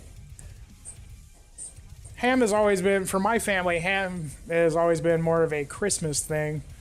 And, you know, turkey was a Thanksgiving thing. I think that's fairly standard. Or, you know, prime rib on Christmas, but mostly ham for Christmas time in my family. I just like meat. I don't know if you guys are here for other streams, but I'm a 4th generation butcher. And my family owned a butcher shop in Wyoming for about 100 years. And, you know, we'd make all our own hams and bacons and smoked turkeys. And, you know, you give me any sort of normally eaten animal. And really, I could probably cut up just about anything. They all have very similar bone structures. But you give me an animal and a knife, and I can give you whatever kind of meat you want out of it, whether it be ham, beef, pork, turkey, chicken, anything at all, really. So I can do all of it. But oh, hey, a Lumaroon.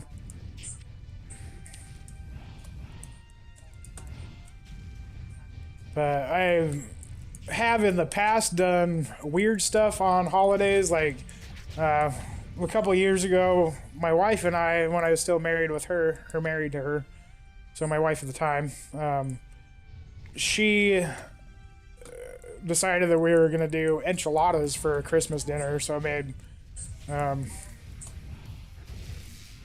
enchiladas instead of ham or turkey or prime rib or anything like that. So that was actually kind of fun, doing something just completely off the board. We had a Mexican Christmas is what we ended up calling it.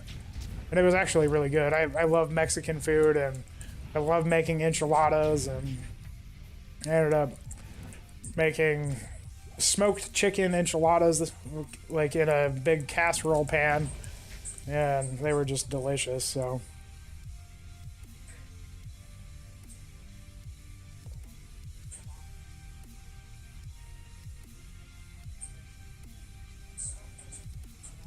DJ Waters 22.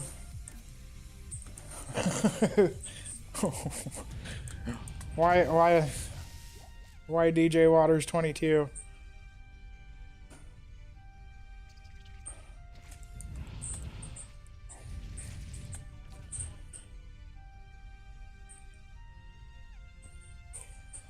Oh man, Traeger grills are awesome. I love Traeger. I don't have one myself, unfortunately, but I sure wish I did. I've used them in the past, and Traeger makes very good product for sure. In my opinion, some of the best smokers are Traeger brand. So.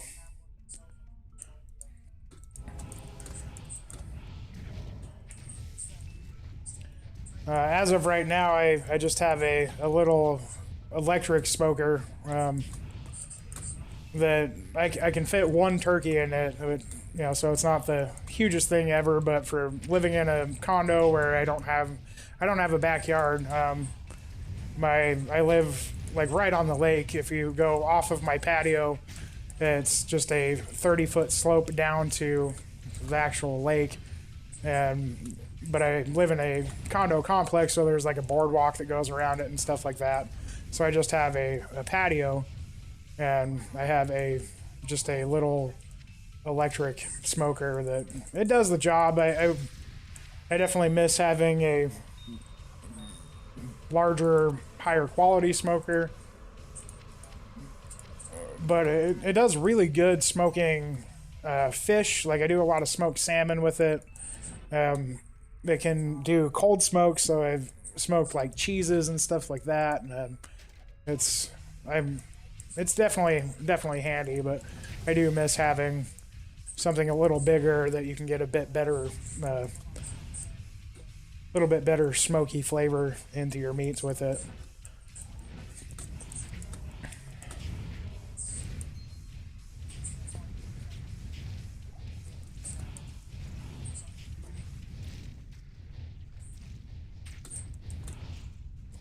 Are you allowed to have grills at all, like in your apartment complex? I've lived in quite a few apartment complexes where you just weren't even allowed to have any at all. They would usually have like some area set up with where you could, get a bag of charcoal, and they'd have just the kind of freestanding cast iron grill areas that you could grill stuff on. But you weren't allowed to have like your own propane or charcoal grills, and for fire hazard purposes and stuff. So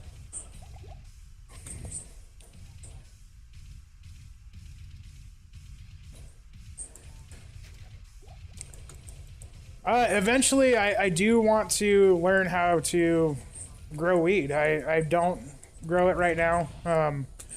In the past I've buy stuff from some guy, some old guy down the street that's, been growing and smoking for forever, and, find a seed and I try and sprout it and stuff, but I've never really put any effort into legitimately trying to grow anything.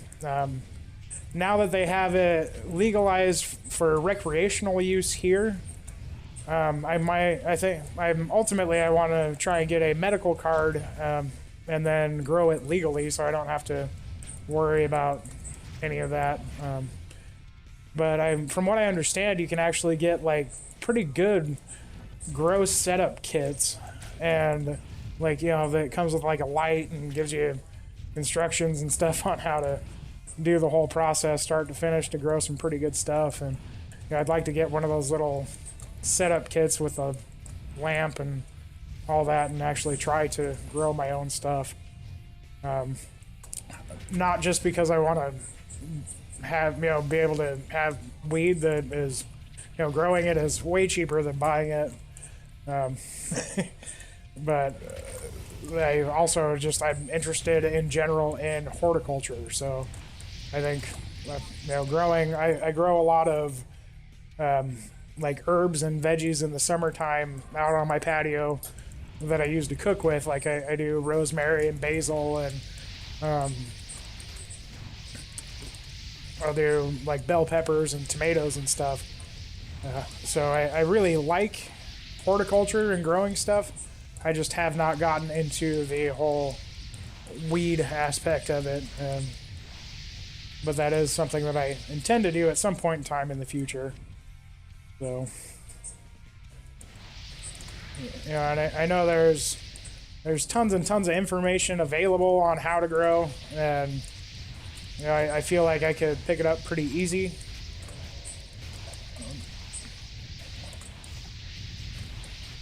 But I simply just don't have the setup or the resources to grow it right now, so I haven't gotten into that yet. But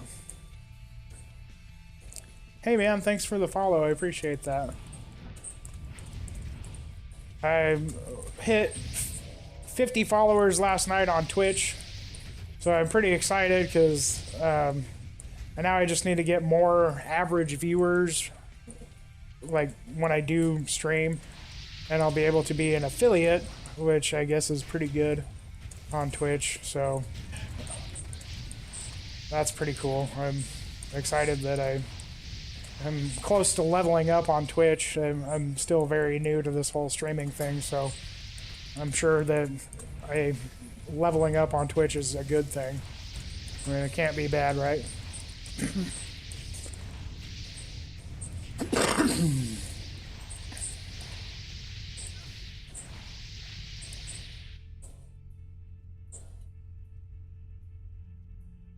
Yeah, I'm sure that there's expenses in growing it for sure. I would imagine it still ends up being cheaper than, paying $300 an ounce for it from some guy up the street, though. So, now from what I understand, when you do actually harvest, I have an uncle that lives and grows in California, or in Colorado, sorry, and he actually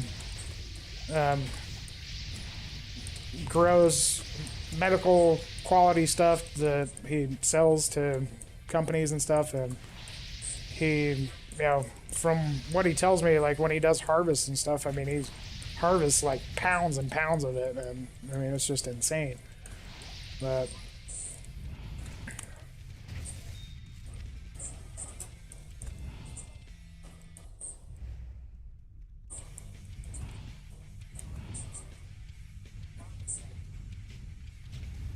yeah, that's the biggest reason why I started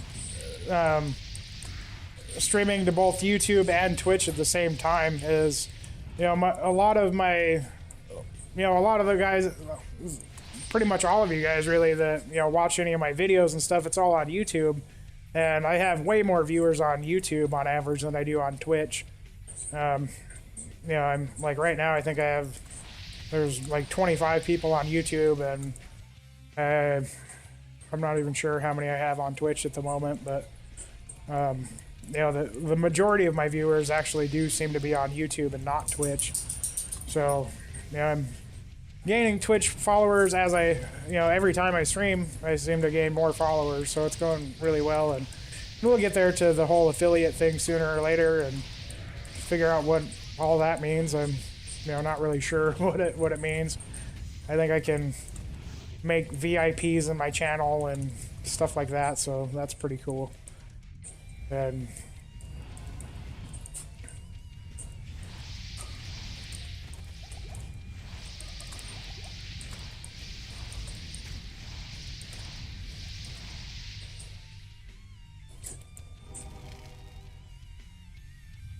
yeah, you know, that's with any plant, you know, I mean, you can get really, really technical on a lot of stuff with growing anything, but at the end of the day, it just needs water and light. And, you know, from what I understand, wheat is one of the most resilient plants there is. Like, it grows in so many different climates, and oh damn, forgot that Alizir is just a giant vagina against Diablo, so I guess we'll have to play Ring Around the Rosie a little bit here.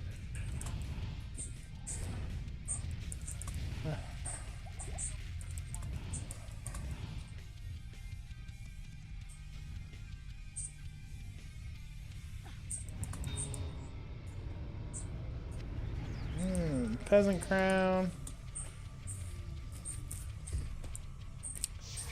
Yeah, you know, so the nerf to the mercenaries is now all the act bosses, Ubers, and Diablo clone they do 200% enhanced damage so they take double damage from all the act bosses, and then they only do half damage to the act bosses. So, you know, your mercenaries, and I mean, all things considered, it's almost like they got nerfed to 25% of what they used to be, you know, given that they take twice as much and do half.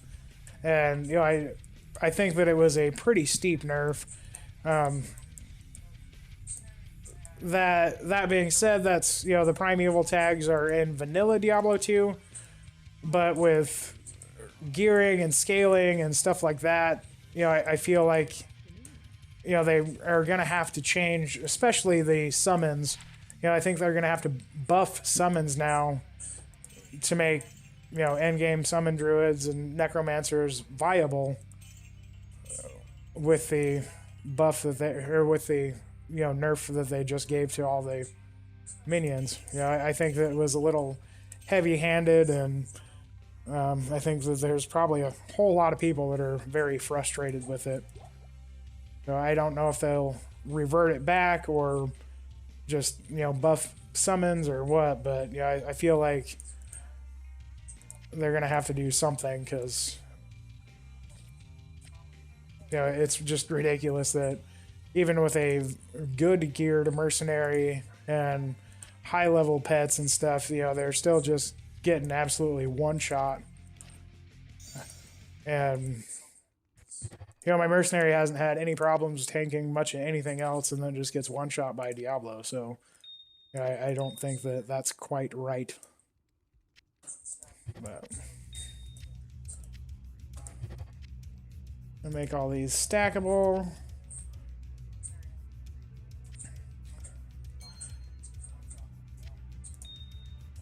The video quality on YouTube is better than on Twitch. I actually haven't ever watched any of my videos on Twitch. Oh, hey, we need to go gamble some. Oh, damn. I don't think I'm high enough level to gamble +3 stuff.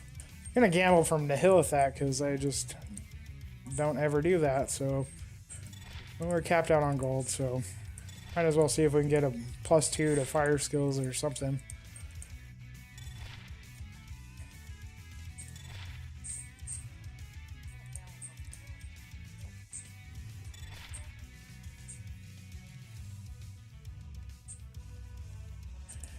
Yeah, you know, I agree with you there. And Charles, I don't think that mercenaries should be able to solo bosses by any means. You know, really, I think that, like, even if they just made it to where mercenaries just didn't do damage, I would be okay with that. I mean, they have to be able to do damage to be able to heal with leeching. But,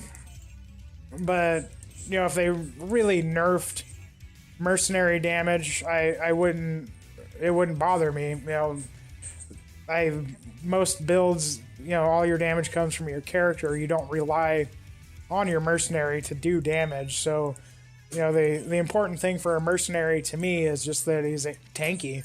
And when you have good survivability gear on him and they still just get absolutely smashed by Diablo or Bale or anything like that, you know, one shot by Ubers, and you know, it's just really annoying and frustrating. So I can see I think a good compromise with the Primeval tag would be to not increase the damage that they take, but just reduce the damage that they do. You know, I think that would be a very good. I think that would be a much better change as opposed to the double nerf to reduce the damage that they do and increase the damage that they take. I think is just too much of a nerf all at once, you know.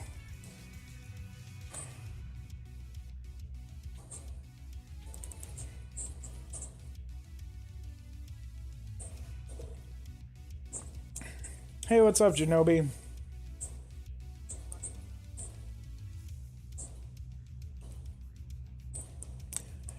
Yeah, I know that there's quite a bit of a delay on YouTube, which I don't know why they don't just do it at the same, like why it doesn't have the same delay on YouTube and Twitch. I stream it all through Streamlabs, and you know, Streamlabs is the one that they set up both of them to simultaneously stream to both of them. So it's weird that there's a delay on YouTube but not Twitch, but then it's kind of weird that Twitch is lower quality than YouTube for video output, and I mean it's all that's weird.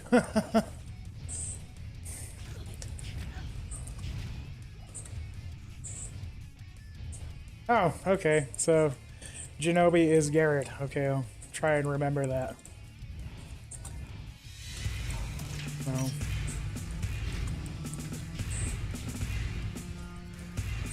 Hey, thank you for the follow. I appreciate that.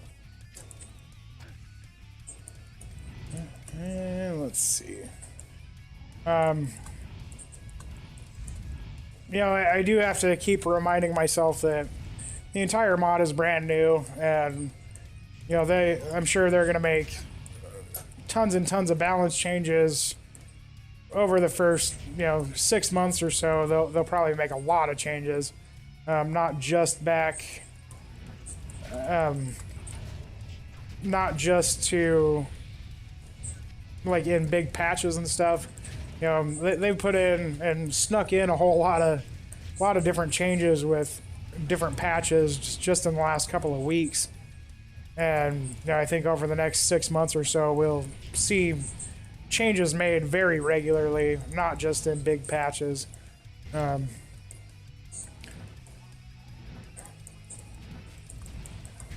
So, you know, I think that as time goes, things will get more and more balanced, and, you know, they'll probably have to lay off of that nerf bat a little bit, you know. And if they keep on that nerf bat, you know, it's just nothing's going to be able to kill anything, so.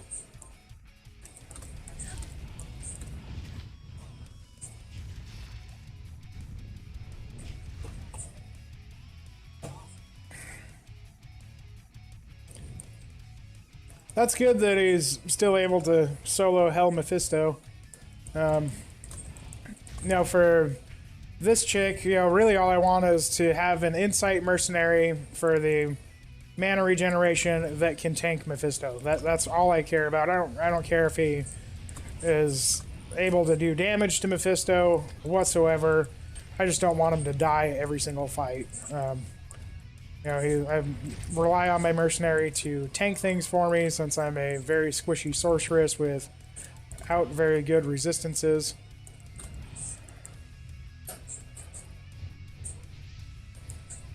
I mean, at least I got all positive resistances now, but...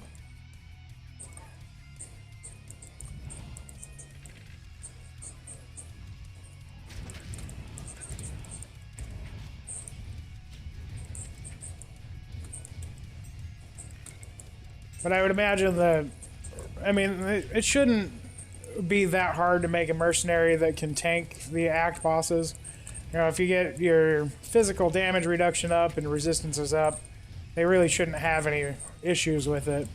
The thing that I'm more concerned about is summoner builds just not being able to do the content anymore. If with doing double damage to spirit wolves and skeletons and all that, the AoE damage from Diablo and even with Bale, if it just one-shots all your whole army, that just sucks. I don't know if any of you guys have ever tried to level as a summoner druid on vanilla or summoner necro on vanilla Diablo, but if you're getting to the Diablo fight at level mid 20s or so, he does his little fire ring one time and it just kills your whole army.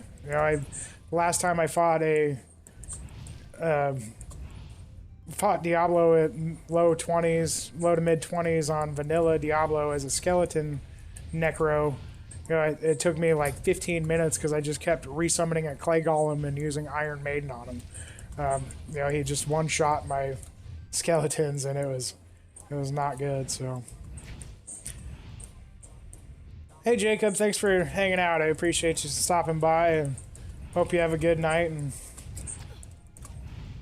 get some sleep, man.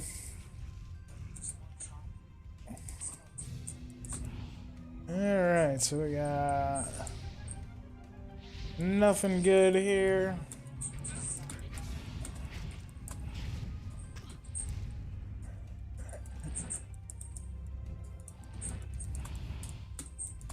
Kill some Eldritch. I feel like rune drop rates are really good. I don't know how they really scale into the higher runes, but I feel like I get just a large number of low to mid rune drops. Like, it seems like it's quite a bit more so than in vanilla Diablo 2. And I do like that. I think that's good, especially with how much I enjoy crafting and things like that.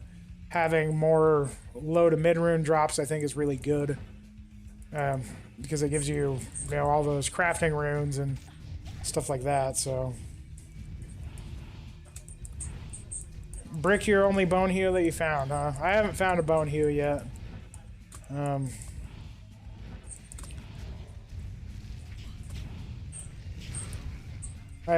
Bone Hew is definitely a very good mercenary weapon. I do have a Reaper's Toll that I found that I'm going to slam here sometime in the next few days. I haven't slammed it yet, but I'm hoping to find a few more items that are slammable or slam worthy, and just doing a big Slam Fest YouTube video on it. So I'm hoping I'll have enough stuff to make a video out of with slamming here in a couple days. So I'm waiting for that to slam that Tomb Reaver.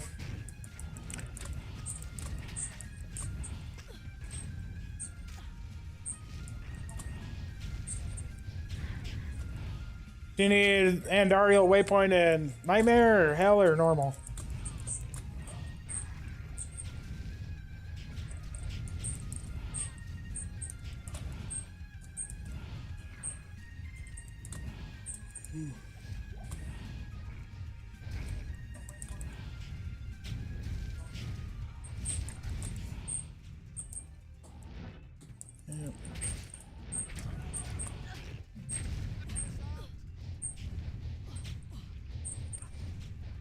That's awesome that you found a Stone of Jordan, man. Congrats on that.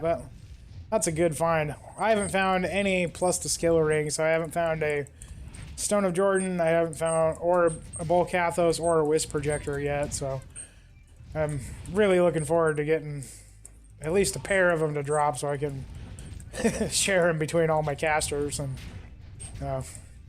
but congrats on that Stone of Jordan drop, man. That's a good find.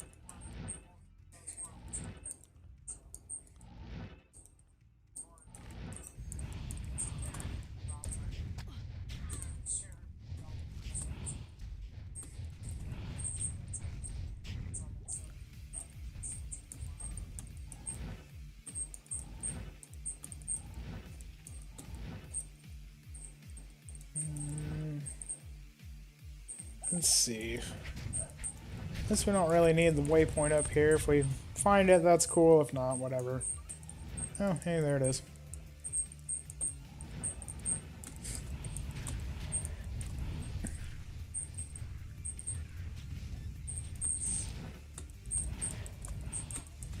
Ooh. There's pretty good density up here, it seems like.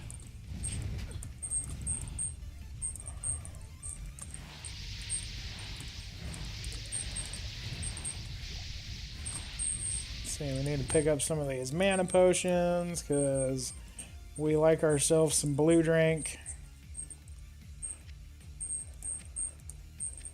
And a healing potion. Okay.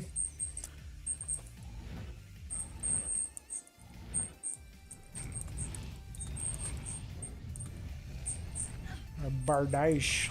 I don't know. I found an ethereal one of these earlier in the season, and it was really good for like a low level Act 2 mercenary. You can use it at level 8, and it did a lot of damage for when it was ethereal. But yeah, you can feel free to join this game. I'll give you the Andariel waypoint here, no problem. I'm in a nightmare game, so I'm in the game ZCG2 with a password 1. So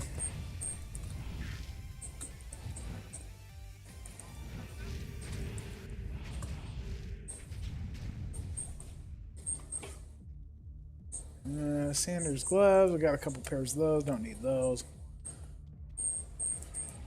We'll find Crystalline Passage, waypoint, and get ping-ponged around by these snakes, man. Snakes, why'd it have to be snakes?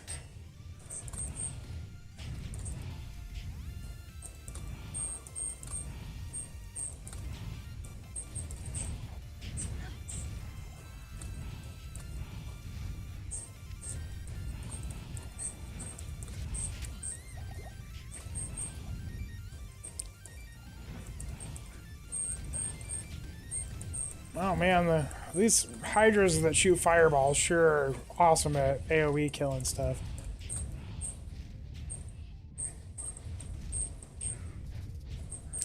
I'm quite interested to see how this build does running cows. Yeah, I think that it's actually going to have enough AoE potential with the Fireball Hydra to where it actually will probably do pretty good in cows. Have any of you guys tried running cows on a Hydra Sorceress? I'm sure that the combustion build is probably better. I just don't like having my primary skill be on a cooldown. It just kind of feels wonky to me. I like to be able to spam my skills, I guess. The same thing with the Holy Nova on the Paladin. You know, I liked Holy Bolt. Holy Bolt felt very good on the Paladin, and you know, the Holy Nova was kind of handy to, at least through Nightmare mode, it did enough damage to kill things like souls and stuff like that. So I was, you know, okay with Holy Nova, especially because it wasn't my primary skill. But having combustion being my primary skill, you know, I just don't like that it has a cooldown, so.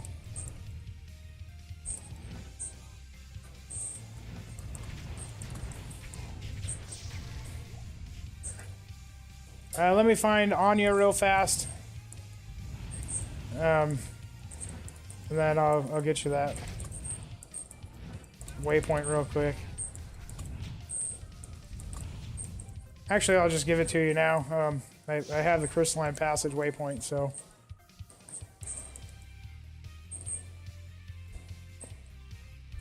Okay, yeah, I do have crystalline passage. Okay.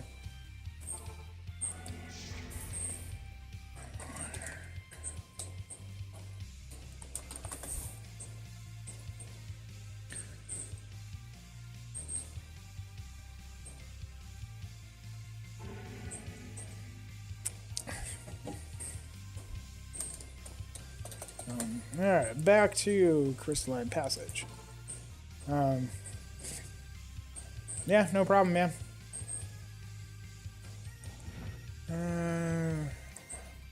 Get some more vitality. I keep saying that I'm going to put points into energy, but then I see that I only have, you know, sub 700 life, and I'm like, yeah.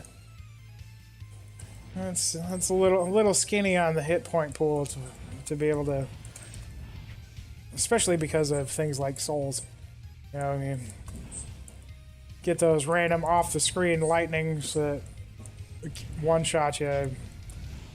You know, having a slightly larger health pool is a little handy there, but kind of also I want to wait until I have Shaco since it adds so much hit points and mana. You know, I may not need points and energy with Shaco, so I'm kind of trying to hold off on that too.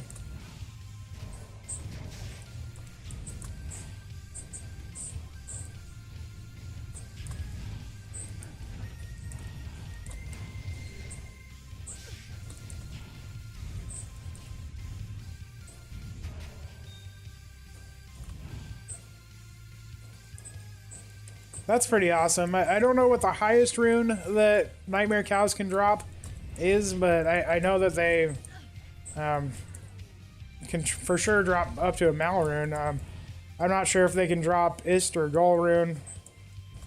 They might be able to.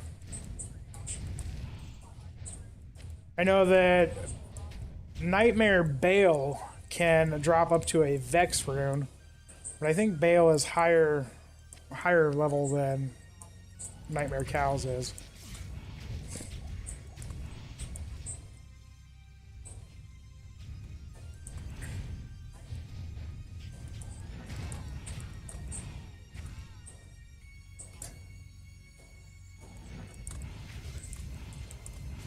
But I know that a lot of good stuff can drop in Nightmare Cows. Like you can get all of the level 42 required class uniques like Herald of the Zacharium, Oculus, Titan's Revenge, stuff like that. Then you can also get like a lot of good chess pieces like Skins of the Viper. You know, you can get a lot of really good stuff out of Nightmare Cows. Like there's nothing wrong at all with farming Nightmare Cows for a while to help gear up your characters. Same with Nightmare Bale. Nightmare Bale, I believe Nightmare Bale can actually drop a Shaco. Don't quote me on that one. I could be mistaken on that, but I think that Nightmare Bale can drop a Shaco.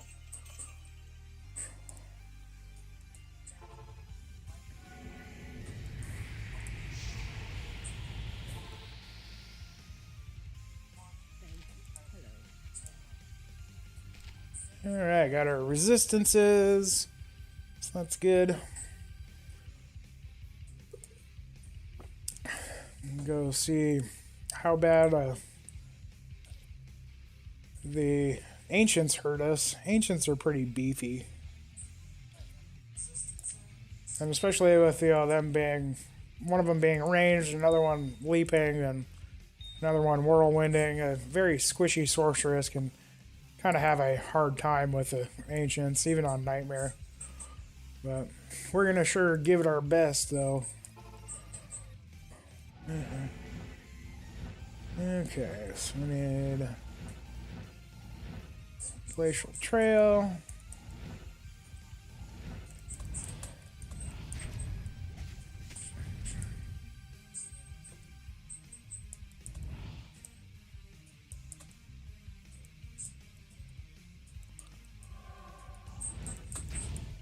there's a lot of really good options for Magic Find in PD2.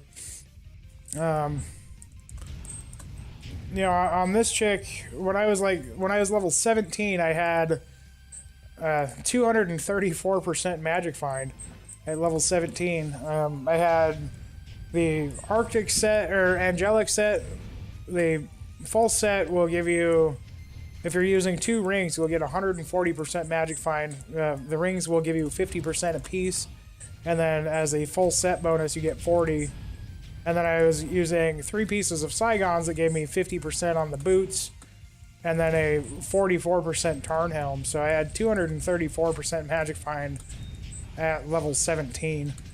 And that was pretty awesome. I think I still have... I'm at 111 right now, so I've lost a little bit, but... I actually have... I should be high enough. I need a little bit more strength, I guess. But I'm high enough level to use Skulder's Ire if I were to go that route. Then eventually I'll get Shaco, so my Magic Find will get back up there. Unfortunately, my Skulder's Ire was only rolled a 1% Magic Find per level. I guess now you can actually get different Magic Find per level rolls on Skulder's Ire.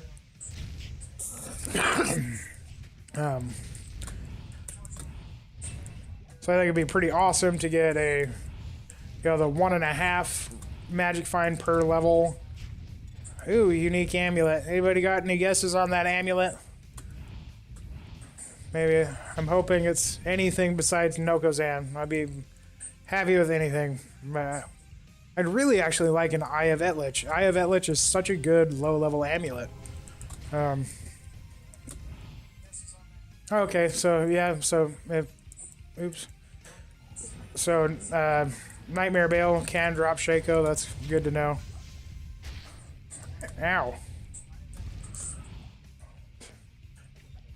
And I really like that they added in to where the bosses can drop essences now. Nightmare bosses are able to drop essences to make your respec tokens. I think that is fantastic. You know, that's even more of a reason to try and farm Nightmare Bale for a while. You know, to not only can you get a lot of really good gear from him, but wow, these Hydras are freaking out trying to shoot something over there, I guess. But farming Nightmare Bale is really good, and you know, having it being able to get essence tokens or essence drops out of there for your tokens is also fantastic. So.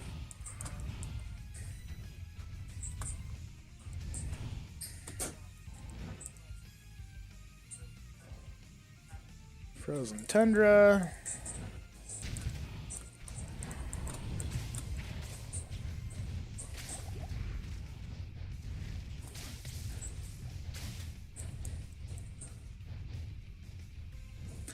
Playing the Hydra Sorc really kind of feels like playing a trap assassin. Like, you just kind of lay him out, and you know, I played the Hydra Sorc in Path of Diablo, and they last so much longer, it feels like. You know, in Path of Diablo, I think they only last for like 4 or 6 seconds or something like that.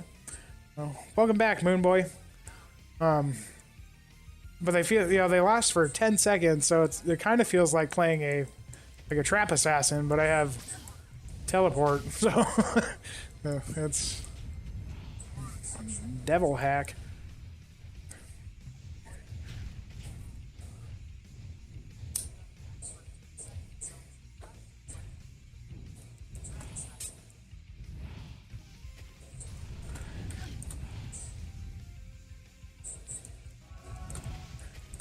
Just taking the easy guess, huh, Garrett?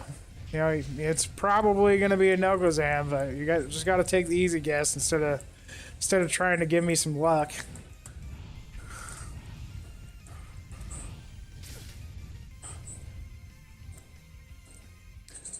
Yeah, let me know how the Hydra Meteor goes. Like, if you know, Hydra Meteor, I think would be, if it works, if Meteor does enough physical damage to actually kill fire immunes, I think that would be a really good build, because That way you're not having to split your points between fire and cold trees, like with Hydra Orb. So yeah, let me know how that works for you. I'm really interested if you can kill fire immunes with Meteor.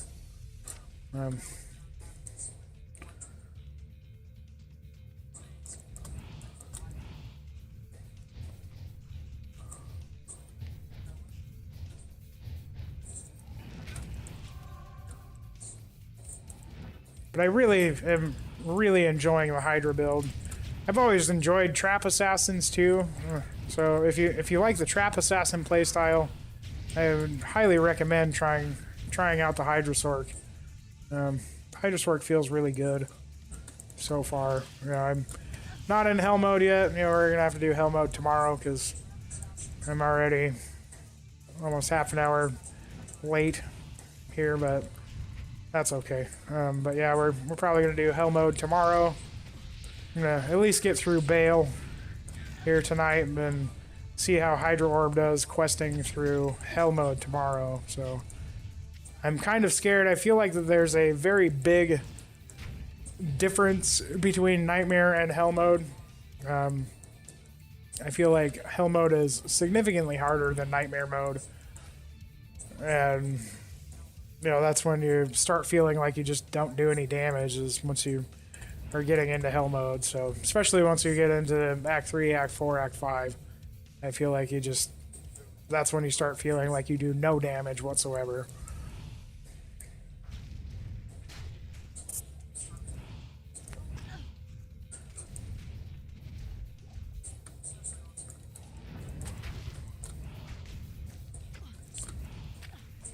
And, you know, the thing that I don't understand is why it's any different. It's, you know, it feels like it's a huge step up, but it feels like it's way more significant of a change than it is in vanilla Diablo. You know, I mean, running Hell mode in vanilla Diablo is on, you know, just with a whole bunch of blue and yellow equipment that you found while leveling up is difficult for sure, but you know, I don't know what they did in PD2 to make Hell mode harder. I've noticed that it seems like a lot of the mobs in Hell mode have different elemental damages that they didn't have in the past. Like, I feel like they just added, you know, random poison damage and random cold damage to mobs that don't normally have it. I could be mistaken on that. You know, I have seen myself getting chilled and poisoned by things that I don't really ever recall getting chilled or poisoned by. So I don't know if, you know, it's harder because things do more damage, or if they increase resistances on monsters, or just, you know, the way that damage scales, we do less damage, so it you know, just feels different. I don't know. I don't know why it feels like it's such a huge step up going from Nightmare to Hell mode. And then you have another gigantic step going from Hell mode to mapping. You know, I hope in the future that they kind of smooth out those transitions a little bit better. So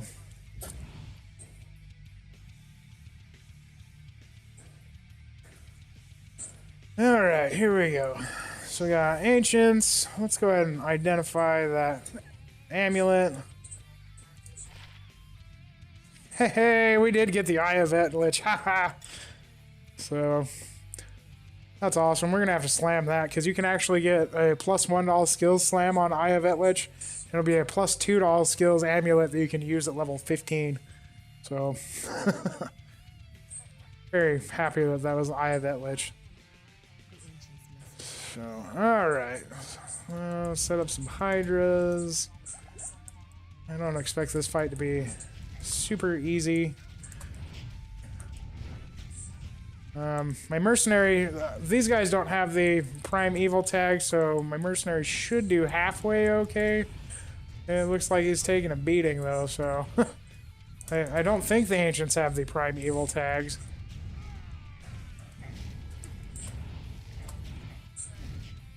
So Okay, no, that wasn't bad. Korlik must have some pretty high fire resistance compared to the rest of them. Alright, not bad, not bad.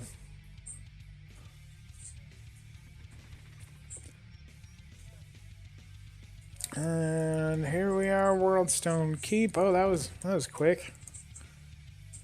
I'm gonna go find the waypoint down here. See if we have any fire immune guys we gotta deal with. I know they can spawn down here for sure, but I should probably start picking up these full juvies.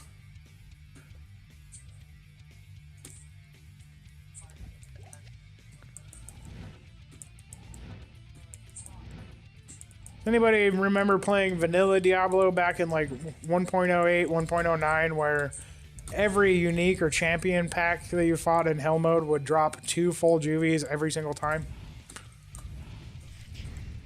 Kind of miss having that just solid purple belt.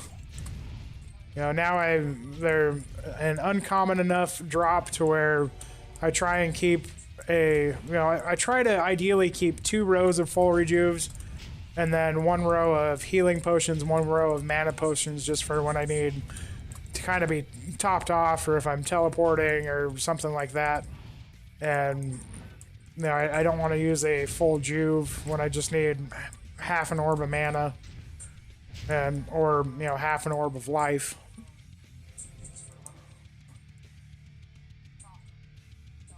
I've actually seriously considered starting to carry around thawing potions until I get cannot be frozen. With the change to being chilled affecting casters, I feel like it's very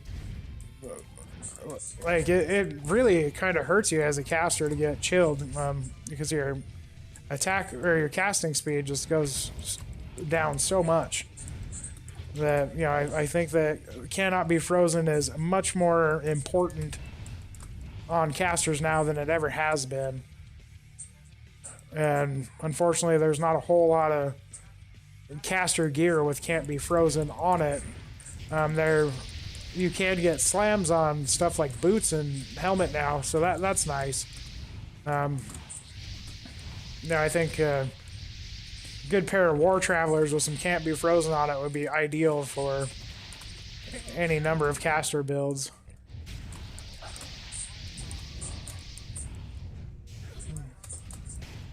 Okay. I think we just got the Doom Knight guys that are fire immune right now. So Alazir's doing a pretty good job with those. Let's see how we're... Seems like our orbs is doing pretty decent damage, so I'm doing about 200 damage with Frozen Orb.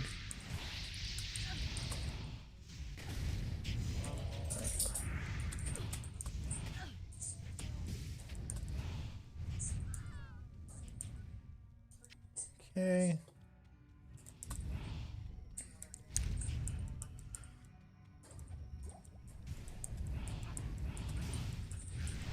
But I like that you can just kind of throw out 3 Hydras. They last for a long time.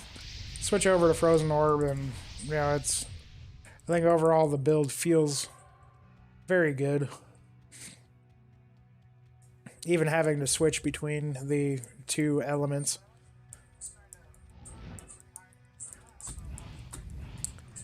I use a Razer Naga mouse that's got like 12 buttons on the side of it, and they take up my regular number buttons, so it's got 1 through 12, but it works with 1 through 0 on the top of my keyboard, as well as my number pad.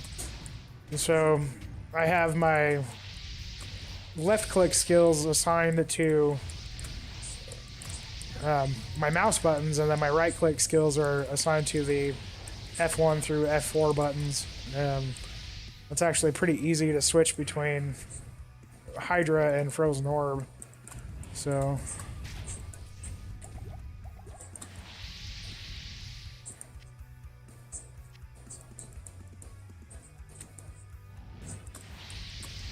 If any of you guys use different hotkey setups than like the standard Diablo, I use the just standard Diablo 2 hotkey setups with F1 through F8 for such a long time, and you know, it took me a while to get used to using ASDF for my belt slots. But now that I've actually gotten used to it, I really like having my hotkeys switched around. It feels much more comfortable and much more natural. So, like I said, it did take me a little while to kind of get used to it, but I think it was overall a good change for me. So,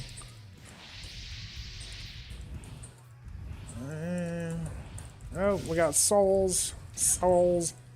I like being able to just kind of throw hydras out ahead of me because they just tear through stuff.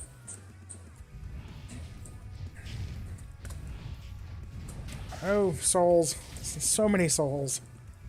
Kill stuff hydras.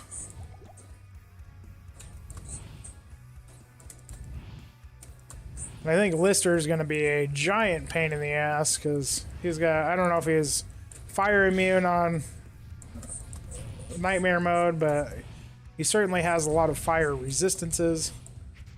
So I think that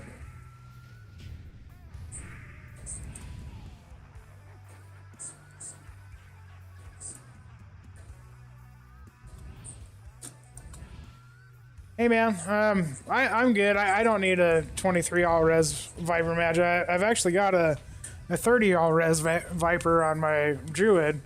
I'm ultimately gonna go with Skulder's Ire on this chick, but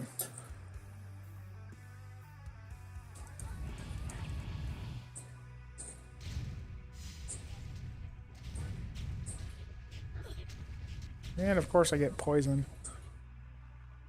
I try so hard. So Akmel has like 4 different versions of poison. Oh, antidote potion, clutch. Good job.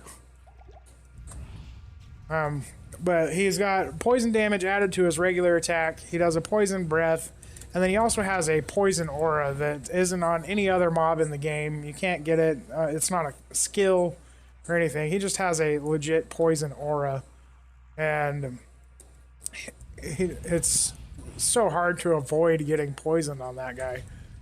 You know, you have to either kill him before his first aura tick goes off or be out of range of it. And yeah, it's just,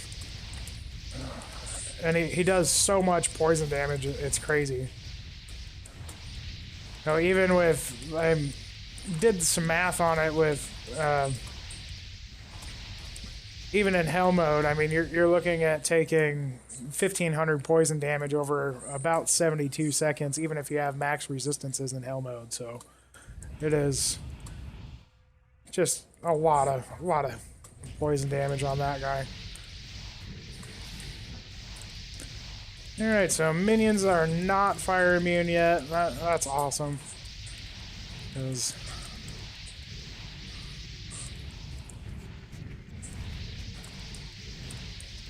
I'm very much so not looking forward to the...